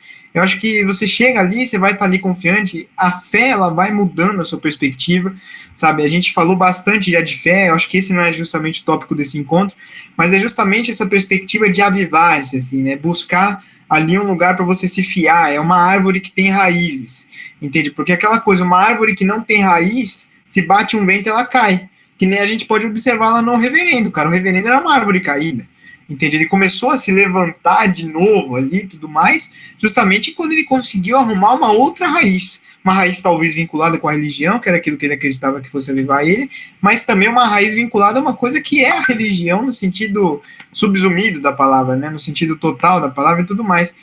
E aí, cara, a gente observa, assim, uma outra coisa que é uma cena que é maravilhosa também, aqui que eu acho maravilhosa, assim, que foi uma das cenas que permitiu esse avivamento espiritual dele, né? Porque foi aquilo que eu falei. Ter fé não é ter religião também, isso é uma coisa importante. Eu tenho fé, vou lá e faço meu símbolo da cruz acreditando que vai melhorar. O que adianta eu saber que vou fazer o símbolo da cruz se eu não acredito em porra nenhuma e tal? É aquela coisa. Posso ser da religião porque eu aprendi esse costume. Mas o que torna esse costume um fator promissor da minha vida? A minha fé. Eu acho que o que tornou a fé dele, né, o assentimento dele, as verdades, a verdade de que a natureza era importante e tudo mais, foi uma cena, cara, que ele tava, tipo assim, com a Mary. Eles entraram num quarto, assim, e a Mary gostava de ficar deitada com o esposo dela, com o cara que se matou, tipo assim, meio que só sentindo a respiração do outro, sabe? Aquela coisa meio meditativa, tipo assim, pô, superar os grilhões do corpo e tocar com almas, assim, sabe? Tipo assim, pô, tá ali deitado e tudo mais, sem beijar, sem fazer nada, só compartilhando a respiração. Porque a respiração é necessária pra gente viver, mas só que, tipo assim, esse compartilhamento, respirar ao mesmo tempo, faz com que pareça que com dois se torne um, né? Aí meio que as almas se juntariam, assim. Aí que eles pegaram e fizeram uma viagem, assim, que o reverendo fez a mesma coisa que ela fazia com o marido dela, e aí nisso ele teve uma experiência transtelúrica, assim, ele fugiu da Terra completamente, assim, ele pegou, viveu ali, tipo assim, pô, viu a beleza da vida, viu a beleza do mundo, viu a beleza das árvores, viu a beleza de uma cachoeira caindo, viu a beleza de tudo isso. Isso é um avivamento, isso tornou ele vivo de novo, entende? Isso fez com que até a doença dele fosse se apaziguando ao longo do tempo. Se você vê no final da coisa, a doença dele não aparece mais em roda. Ele era doente, ele era pérfido, ele era fudido, ele era isso, ele era aquilo, até, cara, ele ter esse avivamento por meio da Mary. Seja nessa atitude que ele teve aí, de ficar deitado junto com ela ali, tendo essa relação espiritual com ela, seja no momento em que ele chegou e ele observou a natureza, seja em todos os momentos. Porque no fim da vida, assim, o homem, já diria Freud ali, né? Já diria aquela coisa, o homem ele tem uma crise identitária natural dele. O homem ele não consegue ter uma identidade. Então é aquela coisa que o Rafa falou. Tipo assim, pô, mano, eu vejo a galera chegando e falando assim, ó, do BBB, massa, mano, que putz, o Projota saiu, velho, que merda. É que ninguém vai falar que merda que o Projota saiu. Mas só que, tipo assim, mano, ainda bem que o Projota saiu, mano, que massa, o Projota saiu. Mas o que acontece? No fim das contas, a gente tem aquela crise identitária que, tipo assim, pô, tá todo mundo pensando assim, massa, o Projota saiu.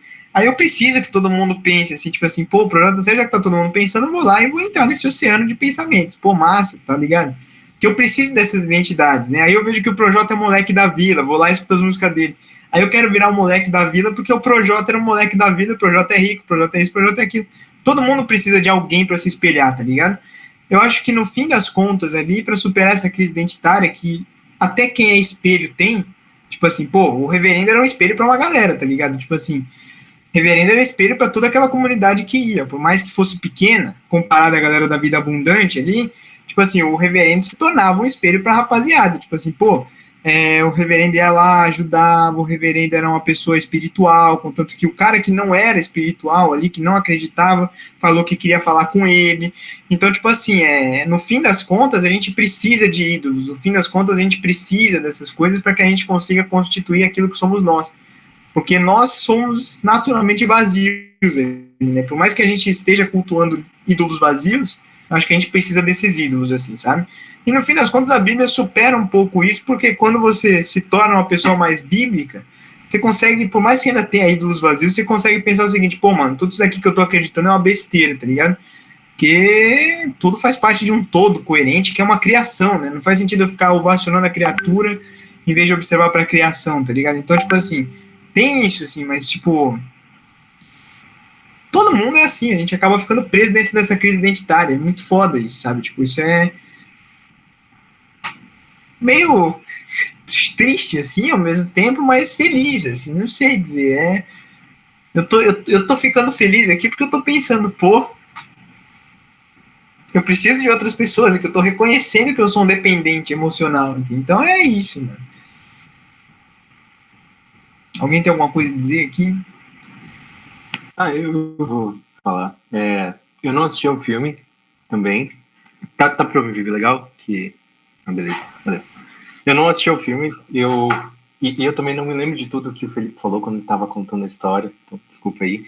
Mas pelo que eu pude ouvir vocês comentando mais vezes, assim,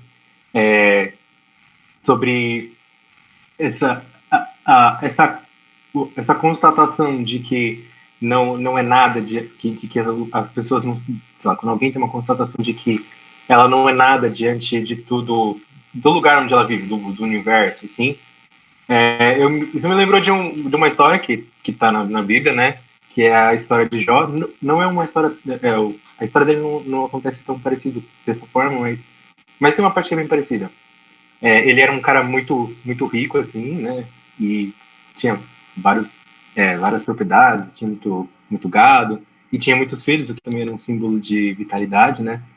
E aí... e ele era, como a Bíblia fala, que ele era temente ao Senhor. Ou seja, beleza, valeu, Rafael.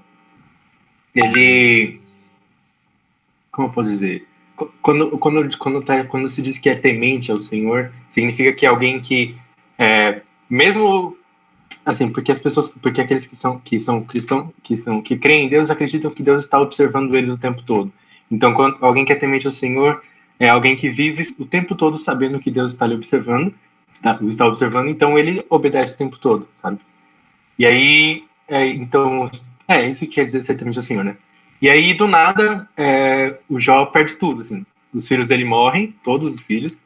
Ele perde todas as propriedades dele, tudo os gados ficam doentes, assim, cresce praga na plantação. E aí ele começa a ficar doente também. O corpo dele ele começa a ter lepra, né, doença de pele. Os amigos dele vêm e começam aí os amigos dele vêm até ele, né, visitam ele para dar uns conselhos para ele, ver o que ele poderia fazer, né? E a esposa dele também dá uns conselhos, e os conselhos deles eram sempre assim, já que você tá na merda mesmo, assim, dizem em outras palavras, né, abandona o Deus que você serve, ou seja, sei lá, você já tá na merda, sabe? Taca, foda-se, já era. Porque você não vai melhorar. E aí o Jó, ele sempre relutava, assim, né, falando, não é isso, não, Deus me deu todas essas coisas que eu tenho, de fato, tá certo, né? Porque ele entende que tudo que ele tem foi dado por Deus e ele pode ter o direito de tomar, né? E aí à medida que vai passando o tempo, a situação do Jó vai piorando, a doença dele vai piorando, a esposa dele vai embora, larga ele, e os amigos cada vez mais assim pilhando ele para ele fazer, né? E aí até que uma hora ele acaba meio que ele acaba como que se estivesse questionando a Deus, sabe? Ele, num momento assim, que o autor, não sei, não dá para saber quem é o autor do livro, mas ele o Jó começa a questionar a Deus, né, perguntando por que ele está passando por aquilo, porque ele é uma pessoa de fé, temente, e ele, teoricamente, não estava fazendo nada pelo que merecesse, né, e aí Deus chega para ele e fala assim, Deus chega para ele com um argumento de autoridade, né, dizendo, por acaso foi você que criou o universo? Ou por acaso você consegue, sei lá, você que colocou o Leviatã lá no mar? Você consegue contar as estrelas do céu? Eu não sei se são essas palavras exatamente, mas é esse tipo de argumento, assim, dizendo que o Jó realmente ele não é nada mesmo. E ele estava querendo questionar aquele que é o criador de todas as coisas. Se o universo já é gigante quando comparado a nós, imagina aquele que criou o universo. Isso que Deus tentava passar para Jó naquele momento. E aí Deus vai falando assim, descascando mesmo para Jó, até que uma hora, no último capítulo de Jó, que é meio que o clímax assim da história, e quando ele percebe, né, a ficha dele cai, e aí ele realmente ele reconhece que, embora ele fosse alguém que era temente ao Senhor, né, como é dito no início do livro, ele conhecia, nas palavras dele, ele conhecia Deus somente de ouvir falar, sabe? Mas agora ele conhece Deus de perto, porque, entre aspas, Deus falou com ele, né? E é nessa hora que, não é como está escrito no texto, mas a interpretação mais comum dessa passagem é que nessa hora é como se ele tivesse tido um avivamento realmente da fé dele, sabe? Ele entendia as coisas de um jeito, mas depois daquele momento da conversa que ele tem com Deus, assim, é como se Deus tivesse tirando outra venda que ele tivesse nos olhos. E aí ele passa a enxergar as coisas de uma maneira muito diferente, e aí o sofrimento que ele estava tendo, né, para de...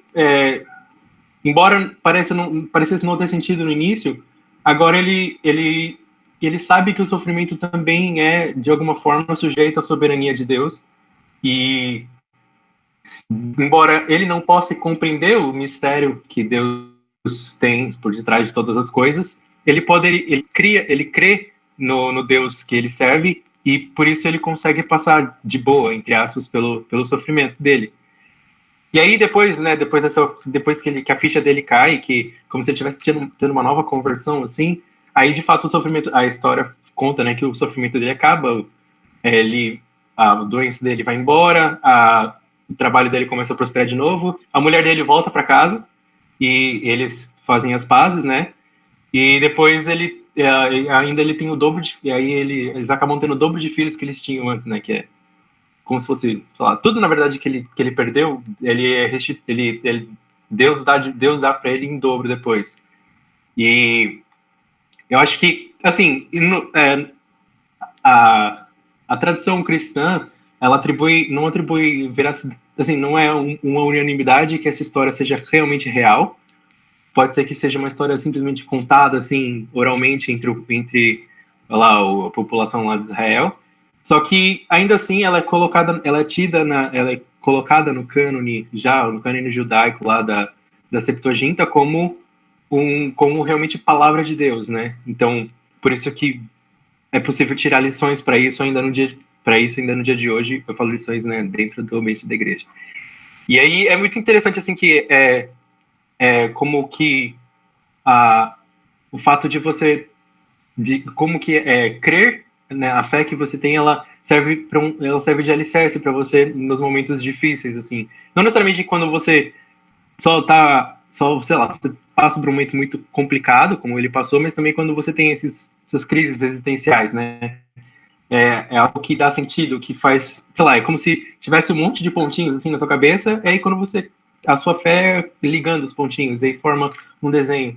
E aí você passa a entender as coisas de um jeito diferente, ou você simplesmente passa, sei lá, a não se preocupar mais com aquilo, sabe? Com essas questões existenciais com que você se preocupava antes. Eu acho isso muito, muito bacana. E, de fato, né, não necessariamente apenas entre os cristãos que isso acontece, mas em todas as fés, assim, né? É algo que parece que dá sentido para a vida, né? E para aquilo que acontece conosco. E isso acontece conosco porque realmente nós não somos nada, né? Nós somos realmente nada, né? Na Bíblia tem várias também, nos Salmos principalmente, várias vezes que o salmista ele fica descrevendo paisagem, sei lá, ele fala do céu, das nuvens que são gigantes, do mar que é imenso, que não dá para ver o fim, das montanhas que também são gigantes, né? E todas essas coisas que são realmente muito, muito, muito maiores que ele, todas essas são de alguma forma são menores que Deus, porque ele as criou, né? E ele é soberano acima de todas elas. E aí, por isso que aqueles que são cristãos, que temem o Senhor, não tem por que ter medo diante do sofrimento, diante das coisas, das adversidades da vida. E tampouco deveriam perder a fé no momento em que eles passam por essas dúvidas, assim, essas crises existenciais. E agora olhando, né, da perspectiva sociológica, né, mais uma vez a fé das pessoas, sei lá, trazendo sentido para elas. Eu acho que, tipo assim, acho que tem uma dimensão. Primeiramente, aqui fazendo um comentário, eu acho que essa missão, assim, de que, tipo assim, pô, vai dar tudo certo, né? Porque no fim das contas você tá ali fudido, assim, tipo, alguém fala o seguinte, pô, vai dar tudo certo, mano. Aí você não acredita na palavra da pessoa, né? Porque você tá ali no sofrimento, você pega e fala, caramba, vai dar tudo errado. Mas aí, cara, tipo assim, na perspectiva daquele que tem a fé, que foi aquilo que eu falei, aquele que tem esse assentimento e tudo mais, vou dar um exemplo pra você, o cara vai lá e lê o Deuteronômio, o cara vai lá e lê, sei lá, o Pentateuco inteiro que conta toda a trajetória ali do Moisés. Aí você vê, cara, o que acontece? Os judeus foram escravizados durante sei lá quantos anos no Egito, massa, fudeu. Aí o que acontece? Aí eles pegaram assim, aí que teve a salvação divina por meio do Moisés, e aí nessa salvação divina teve todo aquele êxodo, né? Teve todo o processo deles chegarem até o prometido e tudo mais. No processo, cara, por mais que tenha tido tudo o que aconteceu, enquanto as pessoas estavam crentes que estava tudo certo e que Deus era o dono ali do seu destino e tudo mais, tinha uma coluna de fogo que chegava e, tipo assim, iluminava a noite do deserto para as pessoas andarem. Quando estava tudo muito claro, quando as pessoas não aguentavam andar por causa que elas se desidratariam no deserto, aparecia uma coluna de nuvens ali, na verdade uma barreira de nuvens para impedir com que a luz do sol queimasse a pele dos israelitas. Então o que acontece? Aí o que acontece? Eles comiam maná, aí eles enjoavam do maná, vinha o cordeiro, aí vinha o cordeiro, precisava da água, aí junto com a água jogava ali o bastão ali, olhando na perspectiva do Antigo Testamento, né? Porque no Novo Testamento a gente tem também o barquinho de Jesus, que estava no meio da tempestade ali, Jesus estava no barco, Jesus pegava e dormia no barco. Por quê? Porque ele sabia que a tempestade ia passar, e ele sabia, cara, que ele, tipo assim, ele tinha o controle sobre o mar, e ele sabia que tudo ia dar certo no fim das contas, porque ele era Deus, né? Mas só que, tipo assim, você via os outros caras ali, eles pegavam e falavam, caramba, ferrou, irmão. E agora? Vou morrer aqui, e agora? E aí Jesus assim, por que você está se preocupando? Você não acredita em mim, cara? Não tá acreditando em mim? Por quê? Porque, sabe? É isso, mano. Eu acho que, tipo assim, eu acho que a fé nesse sentido, a maioria das religiões pensa assim, vou dar um exemplo para você. O próprio budismo, com a ideia do nirvana, de superar a si mesmo, de seguir o caminho óptuplo da verdade ali, de justamente você pegar e agir de formas corretas ali, de modo que você elimine o seu sofrimento, no fim das contas, atingir o nirvana e superar o seu eu, é superar ali aquele sofrimento que você está vivendo. Ou assim vai, para N perspectivas de fé, cara. Tem até um filme muito massa chamado Árvore da Vida aqui, para quem estiver assistindo também, para quem estiver assistindo aqui Fonte da Vida, desculpa. Pra quem estiver assistindo a gravação e pra quem estiver aqui, cara, o que acontece? Você vai ver lá, tipo assim, o protagonista vive ali numa crise existencial, tipo assim, a esposa dele vai morrer e tudo mais, a esposa dele morre e ele tenta achar uma resposta pra essa morte, assim, sabe? E aí, cara, ele chega e ele fala, tipo, pô, vai lá na Árvore da Vida e meio que pede ali o acalanto da Árvore da Vida ali, em termos gerais. E aí a Árvore da Vida chega pra ele e fala assim, cara, a morte natural vai dar tudo certo no fim das contas, cara, não tem como você remediar ela, e acabou. Então, no fim da vida, assim, eu acho que é muito massa, assim, tipo assim, o que o filme deixa claro, o que a Bíblia deixa claro, e assim vai, assim que eu tô usando essas duas principais bibliografias, que são as que eu conheço melhor, assim, né? Tipo assim, é justamente o fato de que, tipo assim, no fim das contas, você tem um Deus, você tem esse anteparo misterioso, né, metafísico, porque, tipo assim, pô, a história de Jó, será que ela é verdade? É um mistério, não sei verdade, que ele é o livro mais antigo da Bíblia, será que ele é uma história ali de tipo assim, pô, de israelitas querendo se promover ali, promover o seu Deus, será que ela é séria? Será que ela é isso? Será que ela é aquilo? Não importa, porque o que importa, na verdade, é a mensagem que ela fala, é que você não tem controle de nada, mas que no fim das contas, você vai ver, cara, vai dar tudo certo, entende? Tipo assim, você não pegar e enlouquecer, assim, entrar nessa coisa, assim, que nem aconteceu com o próprio reverendo Toller, assim, né, porque até numa perspectiva cristã você pode pegar e abordar o filme, quando ele chegou, ele começou a observar as pessoas, com caridade, com amor, quando ele observou a natureza com verdadeiro amor e tudo mais, ele pegou ali, ele pode ter tido uma iluminação divina numa perspectiva cristã e pode ter rearranjado ali o sentido da sua vida, por isso a bata branca e por isso o sacrifício, entende? Por isso tudo isso, assim, sabe? Então, tipo assim, é muito massa, assim, sabe? Tipo assim, é justamente essa perspectiva de conseguir encontrar um alicerce, conseguir encontrar uma raiz, conseguir encontrar tudo isso. E o alicerce muitas vezes está na Bíblia, né? O Deus que vai lá e ilumina a noite, o Deus que vai lá e dá o maná para quem tem fome, e é isso, mano. Eu acho muito bonito, assim, sabe? Eu sou apaixonado por esse assunto. Vocês sabem que se eu falar, eu fico aqui, eu e o Vitor, a gente fica aqui a noite inteira falando sobre isso, né, Vitor? A gente fica aqui discutindo e vamos que vamos. Mas cara, é isso que eu tinha a falar aqui. Alguém tem alguma coisa a dizer? Complementar? Que eu só complementei. Estou complementando.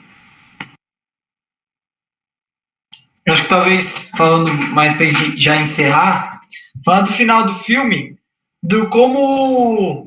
Primeiro, quais são as possíveis interpretações do final do filme, né? Porque tem até toda uma linguagem de cinema de contar a história toda, porque ele começa o filme com uma roupa preta e termina com uma roupa branca e ensanguentada, né? Faz uma alusão à figura de Jesus Cristo, não nessa questão tanto nessa questão de se sacrificar, né, de levar consigo toda essa energia negativa, né, talvez dar uma segunda chance à humanidade, mas também no fato que ele se enche de arame farpado, ele fica todo ensanguentado antes de vestir as vestes de pastor dele para dar a introdução lá do aniversário da igreja. Só que aí, tipo, tem uma cena que o pastor chefão lá da Vida Abundante, ele tenta abrir a porta, ele não consegue, ele força a porta, não consegue, porque o Toller já tá atrasado, né? Só que aí, beleza, ele desiste de chamar o Toller. Aí, quando o Toller quando ele vai tomar o produto de limpeza para se matar, e ele olha e, pum, tá a Mary dentro, pô, como é que ela entrou se o outro pastor tentou abrir a porta, mas não conseguiu? Então também tem um pouco essa qualidade de meio sonho, meio talvez seja metafórico, não seja realmente o que está acontecendo. Literalmente, não, ela entrou, mas o outro cara não conseguiu entrar, né? Então acho que tem várias maneiras de se pensar esse final, até mesmo porque ambos os finais que seriam esperados foram escritos, né? Pô, Barreto, a gente já tá encerrando. A gente tá falando do final do filme, se quiser entrar aí na conversa. Mas. Gente, é que eu acabei de terminar a prova, eu só apareci pra ver se ainda tava rolando. Mas... Relaxa, a gente tá aqui ainda. Estamos aqui ainda. Mas, então, voltando ao que eu estava falando, no final do filme tem um pouco essa questão de sonhos, e o que eu ia falar é que os finais, tanto que ele toma o produto de limpeza e morre, quanto que ele vai na igreja e se explode, foram escritos pelo Paul Schrader. Então o final existe. Ele só tirou, aí ele chegou no roteiro e, deixa eu tirar esses últimos 2 parágrafos aqui, e pum, corta para preto, você não vê mais nada, né? Então, foi uma decisão consciente. Não foi tipo, não, puta, acabou a verba do filme, não, puta, não vamos fazer um negócio diferente. Foi, não. Se você perguntar para ele, provavelmente vai te falar a visão dele, né, o que ele acha. Mas acho que, ao deixar aberto, a gente pode pensar tanto que, não, ele se matou, seja via produto de limpeza, seja via exposição, e aquilo que está acontecendo no final é a visão dele, né, enquanto ele está indo para o céu, ou indo para um pós-vida aí, morrendo, isso é a última coisa que ele vê, a última memória dele, ou não, ele não se matou, ela realmente entrou na casa, teve um momento aí, porque acho que o filme deixa entender um pouco que, tipo, não é tão simples esse final, né? O próprio João falou no começo do encontro que o filme inteiro tem a câmera presa, parada, leves movimentos, só que no final ela começa a girar, eles ficam dando um beijo super amoroso, porque tipo, é o momento, é o momento, é a catarse, é a explosão, é o tchan do filme, né? Então, por quê? Né, acho que tem várias maneiras, queria ouvir de vocês, o que vocês acharam do final, o que vocês entenderam do final, né? Porque desde o começo do filme até o final, acho que vai deixando algumas pistas do que poderia ser, né? Eu gosto de entender esse final como não real, assim. Tanto que a última cena... Não a última cena, mas eu vejo que tem eu sinto que alguma coisa acontece, eu senti uma diferença depois daquele close bem próximo que ele dá do copo, ele botando produtos de limpeza no copo. Aí depois o que ele corta é para a imagem da Mary, mas ele não tá na Mary, assim, ele tá aonde a câmera tá onde o Toller estaria, ele vê na Mary lá na frente na casa. E tem tudo isso, tipo, essa distância, o filme não trata muitos personagens com distância.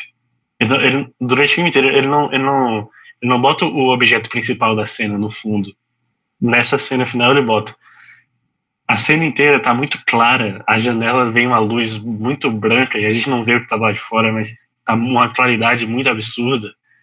Depois corta de volta, mas já da perspectiva da Mary, mostra o Toller, ele solta um copo assim, abruptamente, assim, muito seco.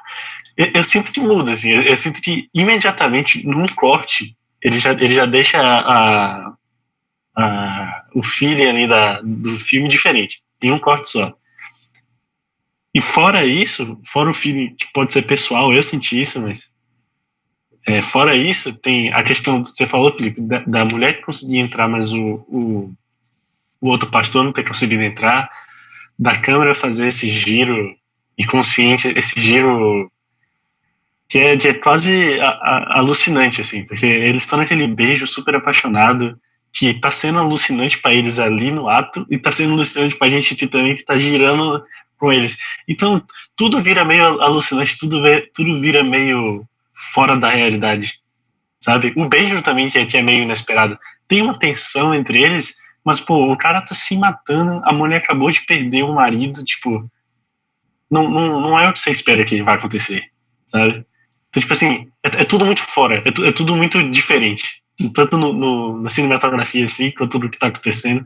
Então eu gosto de entender esse final como isso aí que você falou, como uma passagem. Tipo, alguma coisa aconteceu, e aquilo ali que a gente vê é o que o Toller idealizou, ou o que o Toller queria que tivesse acontecido, ou essa passagem pro céu, pro inferno, não sei pra onde, mas uma coisa fora do plano da realidade, tá? Eu gosto de ver assim esse final. E um corte bruto no final. Passa pra caramba, assim, Johnny. Só complementando aqui, pra não esquecer, porque eu esqueço esse tipo de detalhe. É um milagre ter o poder divino aqui me ajudando a lembrar esse tipo de coisa. Mas é justamente, cara, tipo assim, é quando a mulher, assim, um pouco antes, assim, sabe, ela tá naquele louvor meio, tipo assim, unissono, assim, sabe, aquele louvor ali, tipo assim, aquele cântico, tipo assim, aquele cântico divino ali, tá ali, ela no meio do púlpito da igreja, tipo assim, que é uma igreja que tinha um altarzinho, tinha umas velas assim, sabe, tipo, é uma igreja reformada, é uma igreja histórica. E aí o que acontece? Aí que, tipo assim, tinha lá a igrejinha e tudo mais, e ela tava lá cantando e o som do órgão, assim, timbrando, assim, ela cantando aquela música unissona, assim, sabe? Diferentemente das outras músicas que ela ensina a galera a cantar, né? Que é aquela música avivada, aquela música massa, nananã, ela tava cantando uma música que era assim, sabe? Tipo assim, ô Marte, Paulo, tipo, ela cantava assim, de uma forma unissona. E aí, cara, o que acontece? E aí que durante tudo isso, assim, tava ali aquela trilha sonora, não me lembro muito bem da trilha sonora, mas tava ali, tipo assim, tava aquele baita momento de tensão, ele vestindo aquele colete que era a armadura, né? Tipo assim, antes ele falava que aquele colete de explosão seria a armadura para vencer, tipo assim, que o Senhor nos promove o colete para vencer o diabo, a armadura, alguma coisa assim, e aí ele menciona esse excerto bíblico. E aí que, tipo assim, depois disso ele vai lá, ele deixa tudo de lado, pega, na verdade não, ele veste o colete e vê que o colete deu errado. Eu acho que quando ele, talvez, assim, uma possível interpretação que foi quando ele apertou o colete ali, pode ter sido o dar errado ali, pode ter sido um dar certo, tá ligado? Aí talvez pode ter sido um momento em que ele, de fato, ele explodiu, consumou ali a explosão, e aí que, tipo assim, na perspectiva espiritual da coisa, na perspectiva anímica da alma dele, meio que não importou, assim, por causa que ele já tinha superado essa alma, e aí que, tipo assim, a explosão do colete não ia acontecer, ela não ia acabar com a alma dele e tudo mais, que a alma dele já estava purificada, assim, por causa que ele tinha acordado para a vida ali, e aí ele tinha se convertido, entre aspas, assim, né? Quando eu falo convertido, não é convertido para uma religião, mas sim convertido para... mas sim convertido ali para justamente a noção espiritual, né, ao espírito e tudo mais. É muito massa isso, cara, que, tipo assim, quando ele percebe isso, assim, tipo assim, ele pega, vai percebendo, e aí que eu acho que quando ele explode ali o colete, representa isso. Tipo assim, a explosão do colete nada influenciou na alma dele, talvez ele só acabou com o corpo e com aquele corpo de pessoas ali na igreja, ali, sabe? E no fim das contas, a pessoa que é salva ali é a Maria, eu vou usar esse termo aqui, só para fazer uma alusão, só para uma alusão bíblica aqui, a Maria. E aí que, tipo assim, aí a Maria dele ali pegou e foi lá, assim, apareceu, e é isso, mano, tipo assim, acho que pode, isso é uma interpretação possível, que aquilo ali, na verdade, a alma dele, ele tá se juntando ali com uma pessoa que, de alma, assim, a gente não sabe o que aconteceu com ela, a gente não sabe se ela fugiu, a gente não sabe se ela foi para casa da avó, vai que ela morreu no caminho, se encontrou com ele, ali no céu, que seria a casa, sei lá, mano, tem um monte de interpretações possíveis, sabe? E tem aquela velha interpretação que eu falei também, que é justamente ele ser um Cristo, né? Ele ser justamente ali uma pessoa que de fato estava num contexto em que estava tendo um período de, entre aspas, né, uma falta de fé, né? Porque do mesmo jeito que quando Cristo apareceu, ele apareceu num momento em que os israelitas ali já não acreditavam mais tanto ali, eles só seguiam a lei, mas não seguiam mais a magnitude da grandeza da palavra de Deus e nem também a magnitude do amor de Deus e tudo mais. Aí precisou aparecer Cristo, o verbo encarnado, para que reavivasse nas pessoas aquela vida do amor, né? Aquela vida de tudo mais, e que sumarizasse os mandamentos ali, desde a lei mosaica. E aí o que acontece? E aí, beleza, tipo assim, é do mesmo jeito que apareceu o Cristo ali, talvez o diretor, não sei se ele pensou, isso foi um pensamento meu, talvez ele tenha feito essa paridade, né? Porque, tipo assim, as pessoas estavam todo mundo na igreja, todo mundo massa ali, tudo mais, mas ninguém mais se pegava as coisas espirituais, né? A gente tinha o cara que pagava a igreja que se pegava no lucro capitalista dele. A gente tinha o dono da igreja ali que se importava em pegar e fazer marketing com as pessoas que ele salvava do vício. A gente tinha ali a mulher que queria transar com o reverendo que estava brutalmente chateado, que estava brutalmente triste, que não queria fazer nada com ela. Então a gente tinha uma igreja de pessoas mortas em fé, de pessoas mortas no espírito ali, né? E aí o que aconteceu? Ele justamente do mesmo jeito que Jesus apareceu para salvar os israelitas ali dessa apostasia, dessa morte de fé, apareceu o reverendo Toller ali para chegar e fazer essa revolução aí, essa coisa assim. Acho que essa é uma interpretação possível também, né? Acho que essa é uma interpretação massa. Só para usar a palavra massa que eu não usei em 3 frases, então eu já estou sentindo falta de usar ela aqui, né? E mais alguma frase. Mas Mais alguém tem alguma coisa a fala, dizer? Lucas, fala. Fala, Lucas, o que você achou do filme? Beleza. Acho que a gente vai ficando por aqui. Deixa um pouco aí também, mas também não vamos fazer uma análise exaustiva do filme, porque tem que deixar um pouquinho de mistério no negócio, né? O Vitor falou, acho que não tinha assistido. Pô, cara, tem na Netflix, recomendação aí de nós 4 aqui, assista, muito bom. E é isso, queria agradecer aí por vocês terem participado, Vitor, Otávio, Lucas, João, Amanda tinha participado, Rafa, a do Jorge Muito obrigado você, eu te amo. A do Jorge deu um pulo aí final, mas é isso, espero vê-los nos próximos encontros abertos aí, dependendo, acho que o próximo, imediatamente próximo, talvez não seja de filme, talvez seja sobre algo teórico mesmo, mas com certeza teremos mais filmes aí pela frente, com outras temáticas, né, esse filme dialoga um pouco com a temática de existencialismo, que a gente está tendo no encontro fechado, mas vamos ver aí outras temáticas, outros temas, outros filmes, talvez filmes menos pesados que esse, mas valeu, gente, aí, boa noite. Boa noite, rapaziada. Boa noite, rapaziada. Mais uma coisa, sobre o peso do filme, eu chorei 9 vezes assistindo. Mas Tchau, Otávio, tchau.